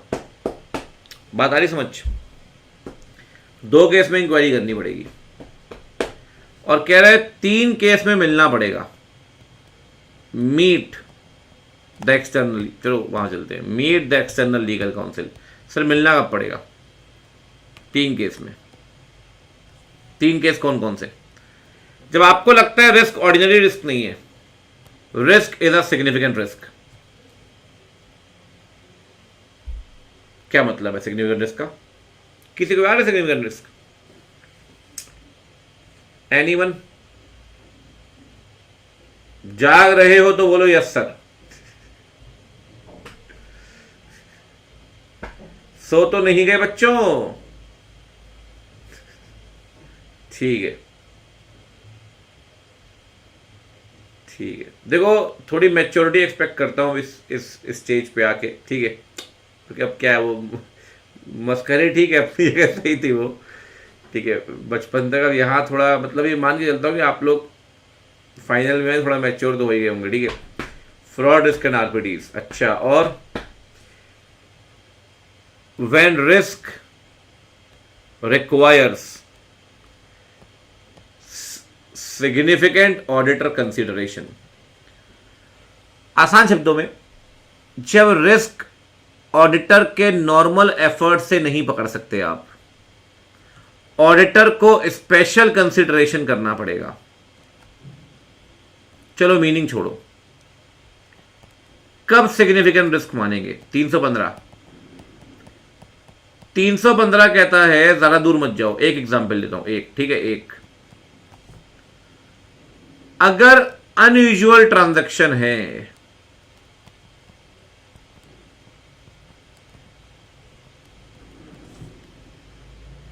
तो रिस्क सिग्निफिकेंट रिस्क है। कॉम्प्लेक्स ट्रांजैक्शन है तो रिस्क सिग्निफिकेंट रिस्क है। रिस्क आरपीटी को लेकर है तो रिस्क सिग्निफिकेंट रिस्क है। रिस्क फ्रॉड को लेके है तो सिग्निफिकेंट रिस्क है। एक बात बताओ, आपके क्लाइंट के ऊपर केस हो गया कि क्लाइंट ने फ्रॉड किया है, 7500 करोड़ की एसेट्स को इन्फ्लेट किया है, बहुत भारी स्कैम हुआ भाई साहब। ये रिस्क नॉर्मल नहीं है सर। अगर रिस्क फ्रॉड का रिस्क होगा ना तो वो सिग्निफिकेंट रिस्क कहलाएगा, और सिग्निफिकेंट रिस्क होगा तो मिलना पड़ेगा। सिर्फ आरएमएम होता तो बात करते, अगर सिग्निफिकेंट रिस्क है तो मिलना पड़ेगा। दूसरा, अब मैटर यार मान लो कॉम्प्लेक्स है, इंटरनेशनल टैक्सेशन, ट्रांसफर प्राइसिंग, आपने कहा यार चिट्ठी में क्या समझ में आएगा, मैं तुमको इंक्वायरी भेज रहा हूं, तुम बता रहे हो, बोले समझ नहीं आ रहा यार मुझे। ऑडिटर कह रहा है मैं आ रहा हूं आपसे मिलने, मिलकर बात करेंगे। If the matter is complex तो मिलो। और तीसरा, क्लाइंट ने बोला था 3 केस चल रहे हैं, आपने पूछा किससे? अरे ईएलसी से। मैनेजमेंट ने बोला 3 केस, ईएलसी ने बोला भैया 13 केस चल रहे हैं, 13। अगर मैनेजमेंट और क्लाइंट के बीच में डिसएग्रीमेंट है, मिलना तो पड़ेगा। 3 केस में मिलना पड़ेगा। पहला सिग्निफिकेंट रिस्क, दूसरा कॉम्प्लेक्स, और तीसरा डिसएग्रीमेंट। इन 3 केसेस में you have to meet the external legal counsel. समझ आ रही बात? डन है। एक बात ध्यान रखना, मैनेजमेंट से कुछ भी छुपा नहीं होना चाहिए। मतलब जब मिलोगे ना, मैनेजमेंट से पूछ कर मिलोगे, और मैनेजमेंट का एक आदमी बैठा होगा वहां पे। जब मिलोगे तो मैनेजमेंट से पूछ कर मिलोगे और मैनेजमेंट का आदमी बैठा होना चाहिए। जब मैंने कहा ना चिट्ठी भेजोगे तो मैनेजमेंट बनाएगा चिट्ठी, तो मैनेजमेंट से कुछ भी गुप्त नहीं रहना चाहिए भैया। मैनेजमेंट को सब कुछ बताना जरूरी है। मैनेजमेंट के पास हक है यार जानने का। ठीक है, चलिए आइए जरा क्वेश्चन पूछता हूं आपसे। आओ थोड़ी ब्रेन स्टॉर्मिंग अब थोड़ी सिंपल होगी। क्या कहती है कहानी? आइए, इसमें आपको बताना होगा, ठीक है, क्या सही किया, गलत किया, क्या किया है। आ जाओ। लीगल एक्सपेंस चेक कर रहे हैं जेड लिमिटेड के। सीए सुनीता ऑडिटर है कंपनी की। उसने देखा लीगल फीस 10 लाख रुपए है, फीस बी को दी गई है, बी जॉर्ज को 10 लाख रुपए लीगल फीस दे दी। रेपुटेड लॉयर है, 22-23 में आपने 10 लाख रुपए फीस दी है जॉर्ज को। मैनेजमेंट से इंक्वायरी की कि भैया खत्म, पैसा खर्च क्यों किया आपने, क्यों दी लीगल फीस जॉर्ज को 10 लाख रुपए, वाई? मैनेजमेंट एवेजिव रिप्लाई दे रहा है, मतलब छुपा रहा है चीज़ों को, कि लॉयर को बहुत सारा काम करना पड़ता है, इसलिए बहुत सारा काम करना पड़ता है, इसलिए मैनेजमेंट ने कुछ बताया नहीं आपको। अगर मैनेजमेंट ने कुछ नहीं बताया तो भाई दो बातें हैं, एक तो आरएमएम लग रहा है, दूसरी बात हो सकता है कि पेंडिंग केसेस हो और मैनेजमेंट छुपा रहा है।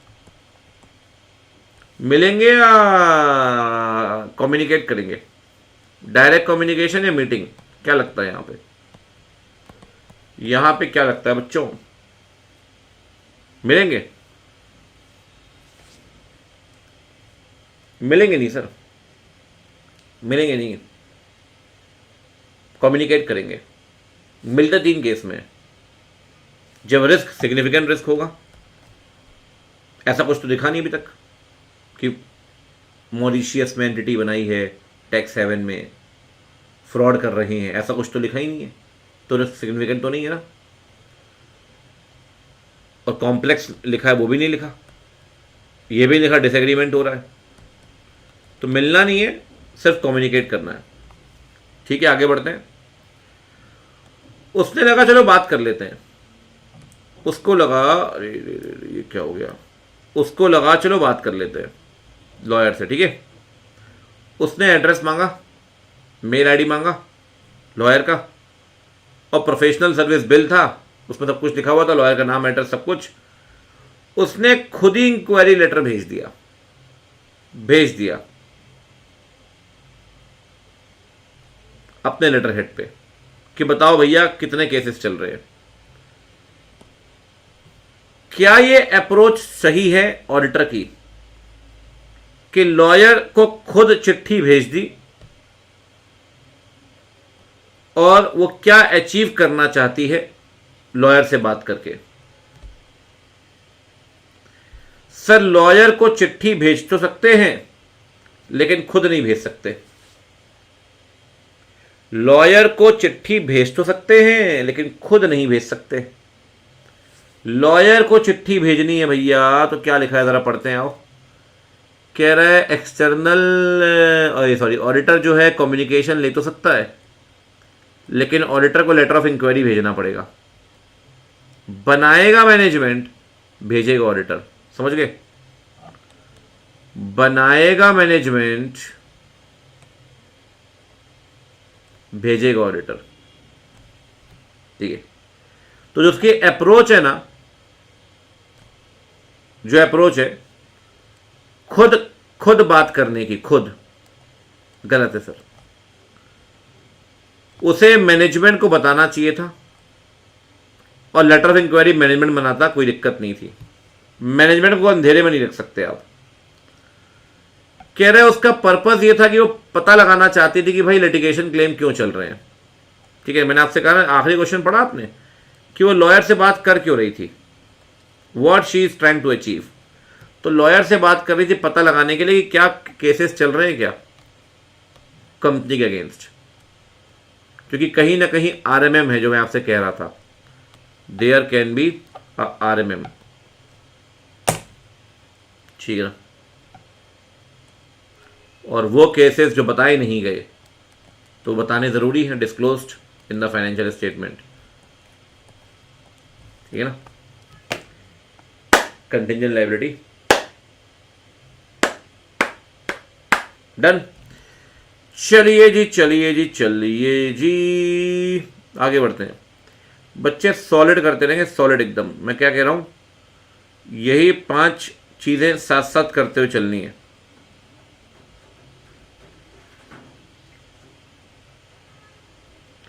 आओ एक और पढ़ाता हूं, इसमें बताओ क्या होगा, ठीक है। आइए, फाइनेंशियल स्टेटमेंट चेक कर रहे थे, रिकॉर्ड्स ऑफ टीएस लिमिटेड, ठीक है, ऑडिट के दौरान तन्मया को लगा कि सब्सटेंशियल इन्वेंट्रीज जो हैं, लाइटिंग पोल्स वगैरह इंडस्ट्री बनाती थी वो, ठीक है, वो दूसरे किसी के पास, अरे यार ये तो दूसरा है, अरे रुक जाओ, इसके लिए 501 में रुक जाओ, रुक जाओ, 501 प्लस 500 मिक्स है, ये भी मत ही पढ़ो, 501 का इन्वेंट्री नहीं पढ़ाया ना मैंने आपको, इन्वेंट्री आज होगा भी नहीं। तो ये क्लियर है आपको, लिटिगेशन क्लेम। अपन ने 501 में एक चीज पढ़ ली है क्या, लिटिगेशन क्लेम, ठीक है, डन। देखो जहां जरूरी होगा वहां नोटिंग करेंगे, जहां नहीं होगा उसमें कोई दिक्कत नहीं, मैंने बहुत सारी चीजें समराइज भी करी हुई हैं, जैसे ये अपन नोटिंग करने की कोई सेंस नहीं है इसमें, ठीक है, वो आप बुक से कर सकते हैं, उसमें कोई टेंशन नहीं है, जहां होगा मैं खुद करवा दूंगा, उसका टेंशन मत लो, ठीक है। अब आते हैं सेगमेंट इंफॉर्मेशन पे, थोड़ा इस पे बात करते हैं, ठीक है। आइए पहले थोड़ा समझ लेते हैं सेगमेंट इंफॉर्मेशन होता क्या है। Anyone, what is the meaning of segment information, what is the meaning of segment. अब तो आप लोग भैया इंडियास वाले हो गए हो, कौन सा इंडियास लगता है, ऑपरेटिंग सेगमेंट। एफआर पढ़ा नहीं पढ़ा अभी, 108 अभी नहीं पढ़ा, चलो सही है, पढ़ोगे पढ़ोगे पढ़ोगे पढ़ोगे। बचपन में एएस पढ़ रहे थे ना, याद करो, एएस 17, 2 तरह के सेगमेंट, याद आ रहा है कुछ, एक ज्योग्राफिकल सेगमेंट था, एक कौन सा था, बिजनेस सेगमेंट, सही बात। अब तो पढ़ोगे भैया 108, इंड एएस 108। जयशील बता बेटा, आज चेक करता हूं कितना एफआर पड़ा। क्या होता है, 3 कंडीशन बता दे, कब किसको सेगमेंट मानेंगे, व्हेन, फिर थोड़ी देसी भाषा में बात कर लेंगे।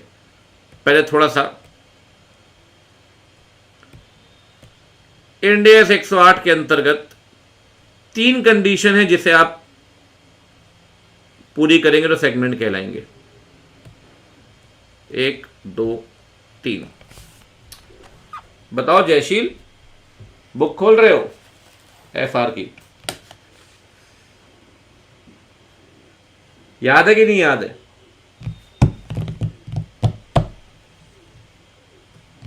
चलो बढ़िया है, कोई बात नहीं। पहली कंडीशन है यार, सेगमेंट वो कंपोनेंट है, शॉर्ट में बता रहा हूं, ठीक है, शॉर्ट में, सेगमेंट वो कंपोनेंट है, ठीक है, जो इंगेज है बिजनेस, अरे जो इंगेज है बिजनेस एक्टिविटीज में, और जहां से आ रहा है रेवेन्यू, या जहां हो रहे हैं खर्चे, ठीक है ना, फ्रॉम विच इट में इनकर, अरे अरे अरे अरे अरे अरे, ये अलग ही रिस्पॉन्ड कर रहा है आज, फ्रॉम विच इट में इनकर रेवेन्यू एंड एक्सपेंस, ठीक। Income, expense, earn revenue. कोई एग्जाम्पल? अब जियो की बात कर लो तो जियो के तो बहुत सारे सेगमेंट हैं। बताओ any 3 segments of Jio.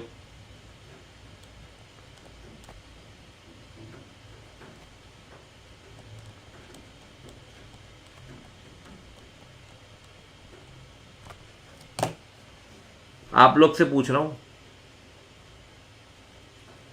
Jio fibre, Jio cinema, जियो हाँ, जियो मार्ट। पता है क्या होता है बच्चे? चलो बता देता हूं थोड़ा पहले आपको देसी भाषा में, फिर इसकी डेफिनेशन बता देंगे। जब आप रिलायंस जियो के फाइनेंशियल स्टेटमेंट चेक करोगे ना, तो ऑडिटर जानना चाहता है कि इंडिविजुअल सेगमेंट की परफॉर्मेंस कैसी है। जो पढ़ा लिखा यूजर है, वो फाइनेंशियल को जो समझता है, हु इज फाइनेंशियली लिटरेट, वो जानना चाहता है भैया जियो मार्ट इतने सस्ते में माल बेच रहा है कि प्रॉफिट में है भी या नहीं। तो सेगमेंट रिपोर्टिंग के अंदर आप इंडिविजुअल सेगमेंट की रिपोर्टिंग करेंगे कि भैया जियो मार्ट के क्या रिसीट, क्या एक्सपेंसेस, क्या एसेट, क्या लायबिलिटी। कि भैया जियो मोबाइल के क्या रिसीट, क्या एक्सपेंसेस, क्या एसेट, क्या लायबिलिटी। ठीक है ना?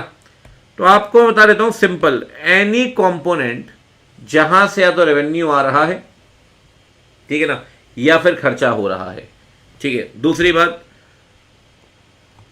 जिसके ऑपरेटिंग रिजल्ट्स रिव्यू करता है, reviewed by chief operating decision maker, short में हम कहते हैं CODM। एक बात बताओ, FD पे इंटरेस्ट आता है? कंपनी ने FD कराई होगी, इंटरेस्ट आ रहा होगा।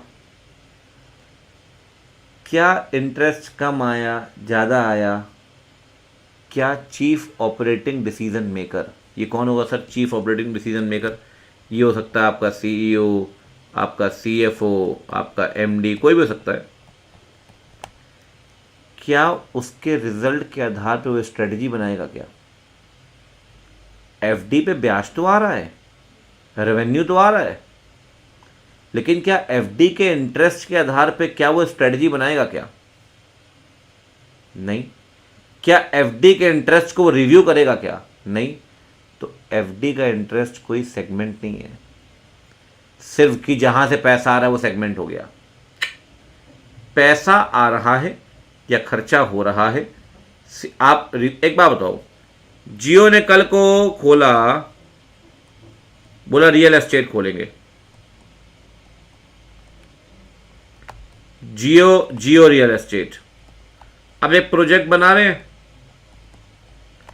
1 रुपए की इनकम नहीं है साहब, एक्सपेंस ही एक्सपेंस लगा हुआ है। मानेंगे सेगमेंट रियल एस्टेट को? मानेंगे ना सर? मानेंगे ना? बिल्कुल मानेंगे। इट मे अर्न रेवेन्यू और इनकम एक्सपेंस, जरूरी नहीं कि हमेशा पैसा आ ही रहा होगा, कल को तो आएगा ना। आज खर्चा क्यों कर रहे हो? आज खर्चा इसलिए तो कर रहे हो ताकि कल को आपके पास पैसा आए। ठीक है ना? और तीसरा, थर्ड, जिसके लिए डिस्क्रीट फाइनेंशियल इंफॉर्मेशन मिलेगी। डिस्क्रीट मतलब अलग, separate financial information is available, वो आपका सेगमेंट है। ठीक है? तो भैया ये हो गया आपका सेगमेंट। अब सेगमेंट रिपोर्टिंग पे आते हैं फटाफट से, ज़्यादा कुछ है नहीं। एक बात बताओ, जियो अपने फाइनेंशियल बनाएगा, आप इसकी ऑडिट करोगे? बीइंग एन ऑडिटर हम क्या देखेंगे?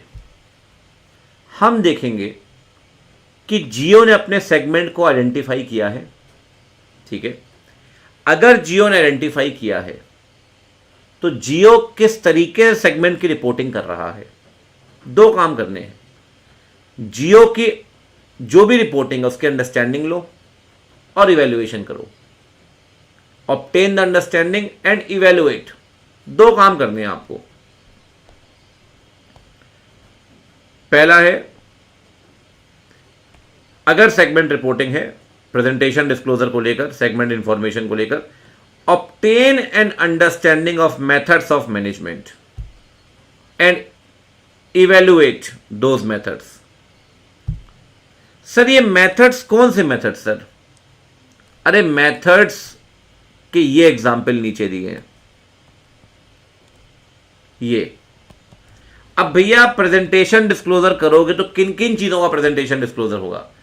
कह रहे प्रेजेंटेशन डिस्क्लोजर होगा, पहली बात, ये 4 example, sales transfers charges between the segments, पहली बात। अब जियो मार्ट है तो उसमें लगा तो वाईफाई जियो का ही होगा, वाईफाई तो जियो का ही लगा होगा। अब हो सकता है कि जियो के ऑफिस में, जो जियो मोबाइल है उसके ऑफिस में हाउसकीपिंग का सारा सामान जियो मार्ट से आ रहा हो। तो इस सारे जो इंटर सेगमेंट इंफॉर्मेशन है, जो इंटर सेगमेंट ट्रांजैक्शन है, उसे आप कैसे करते हो? पहली बात तो आप ये देखिए, sales transfer charges between the segments, पहली बात। दूसरी बात, comparison with the budgets, ARP आ गया ना, ये मैंने आपको स्टार्टिंग में कहा भी था, याद करिए, ऊपर लिखा भी है, परफॉर्मिंग एआरपी। ठीक है, तो sales transfers, comparison with the budget. अब एक बात बताओ, जियो की अपनी कुछ कॉस्ट होगी जो कंबाइंड कॉस्ट होती है, ठीक है, कुछ एसेट्स होंगी, तो एलोकेशन करना पड़ेगा ना साहब। जब जियो मोबाइल का सेगमेंट रिपोर्टिंग करोगे तो जियो मोबाइल की एसेट कौन सी है वो, और जियो मोबाइल की कॉस्ट कितनी है वो, उसका एलोकेशन करना जरूरी है। बांटना पड़ेगा ना कि ये पर्टिकुलर एसेट जियो मोबाइल की है, ये जियो उसकी है, फाइबर की है, जो जियो मार्ट की है, जो भी है। ये सारे काम कौन करेगा? मैनेजमेंट। कैसे किया एलोकेशन, कैसे किया कंपैरिजन, कैसे की रिपोर्टिंग, और क्या कंसिस्टेंसी आपके मेथड्स में पिछले सालों के साथ अकाउंटिंग पॉलिसीज का कंसिस्टेंसी है क्या? ये सब कुछ करेगा मैनेजमेंट। अपने को सिर्फ अंडरस्टैंडिंग लेनी है और इवेल्युएट करना है और चेक करना है मेथड ठीक है या नहीं। तो अंडरस्टैंड द मेथड्स, और एग्जाम्पल जरूर ध्यान रखिए, क्वेश्चन यहां से बनता है। Sales transfers charges between the segments, comparison with the budget, allocation of cost and asset, और consistency with the prior period. ठीक है ना? चलिए बढ़िया। कुछ और है क्या आपके लिए? मेरे पास कुछ तो होना चाहिए। 501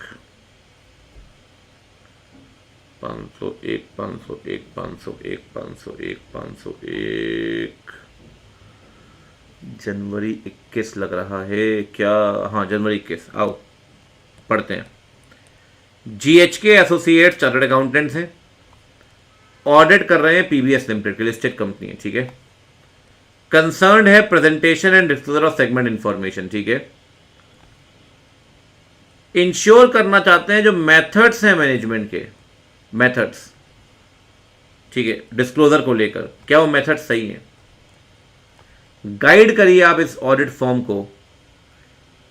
ऐसे कौन से मैटर्स हैं, उसके एग्जाम्पल्स देने पड़ेंगे आपको। दे दो भैया। हलवा क्वेश्चन हो गए। क्या लिखना आपको इसमें? सिंपल वही, example of matters. Question segment वाले से यहीं से आता है, ये बात ध्यान रखना। क्वेश्चन सेगमेंट वाले से यहीं से आता है। Sales transfer charges, inter segment, comparison, allocation of cost and asset, और consistency over the prior period. ठीक है, चलिए जी चलिए जी चलिए जी चलिए जी चलिए जी चलिए जी। देखो इन्होंने आंसर में क्या लिखा, सजेस्टेड आंसर में ये मेन 4 भी चीज़ें लिखी, लेकिन ऊपर की भी चीज़ें लिखी हुई हैं। एग्जाम्पल, कायदे से आंसर यहाँ से स्टार्ट होता है, ये आपका आंसर है, ठीक है। बट इन्होंने थोड़ा सा ऊपर भी डाल रखा है चीज़ों को, वही ऊपर वाला पॉइंट, अंडरस्टैंडिंग लेनी पड़ेगी, ये करना पड़ेगा। तो अगर कल को आपसे पूछता है ना, तो ये वाला क्वेश्चन, तो आपको बच्चा बाड़ी ये भी लिखना है और ये भी लिखना पड़ेगा थोड़ा,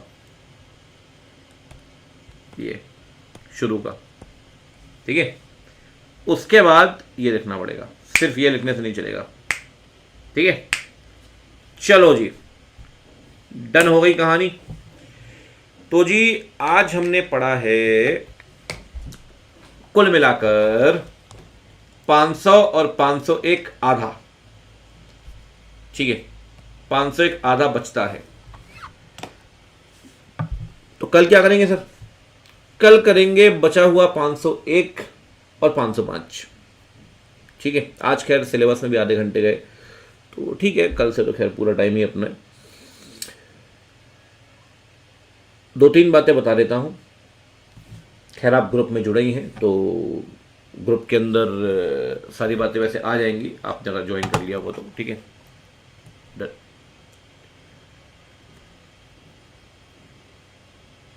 पहली बात,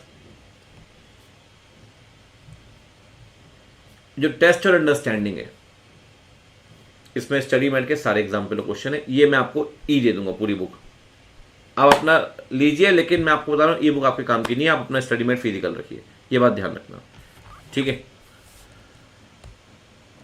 ये टेस्ट और अंडरस्टैंडिंग जो है, सबसे बढ़िया तरीका ये है कि अपना स्टडी मैट की चीज़ें हैं, स्टडी मैट के क्वेश्चन है, फिजिकल रखिए, वो कोई दिक्कत नहीं है। फिजिकल बुक आप परचेज कर सकते हैं, ठीक है, आपको लिंक वगैरह सब आ जाएंगे, ठीक है। और तीसरा है एक टेलीग्राम चैनल है, वो आपने ज्वाइन कर लिया है। चौथा है एक व्हाट्सएप भी बना लेंगे इंटरनल हम लोग अपने लिए भी, ठीक है। व्हाट्सएप का उसमें दे देंगे आपको, ठीक है, डिटेल उसी टेलीग्राम के अंदर व्हाट्सएप की डिटेल ग्रुप की लिंक दे देंगे। चौथा, एक नोटबुक ज़रूर बना लीजिए बच्चा बाड़ी, बहुत ज़रूरी है, ठीक है। नोटबुक के अंदर ऐसे ये चार्ट्स हैं, तो जो लोग पहली बार अगर अकेडमी में आए हैं, ठीक है, जो लोग पहली बार अकेडमी में आए हैं, ध्यान रखिए, आप ऐप में आपको ये पूरी स्लाइड विद एनोटेशन का ऑप्शन आएगा, डाउनलोड कर सकते हैं नोट्स, तो ये डाउनलोड कर सकते हैं आप। समरी बुक अभी नहीं आएगी बेटा, पहले मेन बुक पूरी तरीके से तैयार हो जाने दो, उसके बाद समरी बुक, ठीक है। ठीक है बच्चा बड़ी, इतना ही करते हैं आज। आपसे मुलाकात होगी कल सेम समय पे 2 बजे। मज़े आने वाले हैं कल, और भी कल का डिस्कशन और भी मस्त है। ऑडिट में डाउट्स कम आते हैं तो वो अच्छा है, और भी अच्छा है। देखो डाउट्स क्यों कम आ रहे हैं ये सोचो, क्योंकि हम वहीं के वहीं सारी चीज़ें ख़त्म कर रहे हैं, आप समझ रहे हो। अगर सिर्फ मैं पढ़ा के आगे बढ़ता जाऊँ तो बाद में दिक्कत आएगी। अपन टेस्ट और अंडरस्टैंडिंग, PYQ, ये वो सब कर रहे हैं यार, क्या बचता है बताओ आप। बचना नहीं चाहिए ऐसा कुछ, फिर भी आएगा तो पूछ लो, कोई दिक्कत थोड़ी है। मार्च लास्ट का टारगेट है, उसके लिए हमें शाम में भी क्लासेस आयुष लेनी पड़ेंगी, ठीक है, उसके बिना होगा नहीं। टू बी वेरी प्रिसाइज, कुछ सुबह या कुछ शाम, वो जैसा हम लोग म्यूचुअली डिसाइड कर लेंगे, ठीक है। क्योंकि कंटेंट पे कमी नहीं है भाई, कंटेंट तो उतना ही लगेगा। हाँ मॉर्निंग भी कर सकते हैं, वो भी एक अच्छा ऑप्शन है, सही कह रहे हैं आप, मॉर्निंग भी रख सकते हैं, ठीक है। वो वीकडेज रखेंगे दिव्या, अगर वीकडेज रखेंगे तो मॉर्निंग रखेंगे, मॉर्निंग या इवनिंग। वो अभी आपके पास ना थोड़ी देर में युवराज आ जाएगा, लिंक ऐप पर नहीं है, वो अलग से वेबसाइट पे आएगा। अभी वीकेंड है, अगले तकरीबन आप कह सकते हैं 1 महीने, उसके बाद मॉर्निंग या इवनिंग म्यूचुअली डिसाइड कर लेंगे, क्योंकि वीकेंड के भोर से ख़त्म कहाँ होगा, ठीक है ना। डन है।